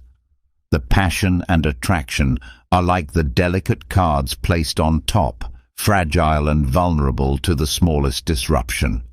On the other hand, friendship and mutual support form the solid foundation of the structure, much like the sturdy base of a house of cards. Without this strong base, the entire structure would collapse at the slightest gust of wind. From the very beginning, I promised to provide you with a series of infallible recommendations. Pay close attention to them, and feel free to revisit this video as many times as you deem necessary. Now let's talk about how to build a solid friendship that will make someone miss you and desire your presence even more. Here are a few simple yet effective steps you can follow. First, become a good listener. While we all enjoy talking, listening is an art in itself. Show genuine interest in what the other person has to say and pay close attention to their words. It's in the little details that we demonstrate our care for others, and this helps to create a deeper and stronger bond. Second, share your interests and passions. Stoic philosophy teaches us that true contentment comes from within and not from depending on others for our happiness. Share the hobbies, books, and movies that inspire you. Doing so helps create common ground and fosters a sense of connection and understanding. Third, provide support in difficult times. Life isn't always smooth sailing, and when someone faces hardships, being there for them in their darkest moments creates a unique bond. It is during these challenging times that the strength of your relationship will truly be tested. Fourth, be authentic. Never try to be someone you're not. Authenticity is not only attractive, but it also builds a foundation of trust. By being true to yourself, you open the door to finding someone who values and loves you for who you really are. This idea is not just based on common sense. Research supports the importance of authenticity and friendship in relationships. Studies conducted by John Gottman, a renowned psychologist and relationship expert, reveal that couples who prioritize and value friendship in their relationships experience greater happiness and have marriages that last longer. In fact, Gottman found that 70% of marital satisfaction can be attributed to the quality of the friendship between partners. This reinforces the notion that a solid foundation of friendship not only strengthens the relationship, but also increases the chances that both partners will miss each other and desire each other more. A relationship grounded in friendship and mutual support is like a fine wine. It only gets better with time. Passion and chemistry may ignite at the beginning of a relationship, but it is the strength of the friendship that will keep it enduring and strong. So, if you want someone to miss you and want you, focus on building a deep and meaningful friendship and be a constant source of support for them. Life can be complicated and chaotic, but with a solid foundation of friendship, any relationship can withstand the storms. Remember, it's not about being the most attractive or charming person in the room, but about being the friend and companion that everyone would want to have. True friendship and mutual support are not obligations. They arise from the genuine pleasure of being there for one another. Next time you wonder how to make someone miss you, remember that the key may lie in the strength of the friendship and mutual support you offer.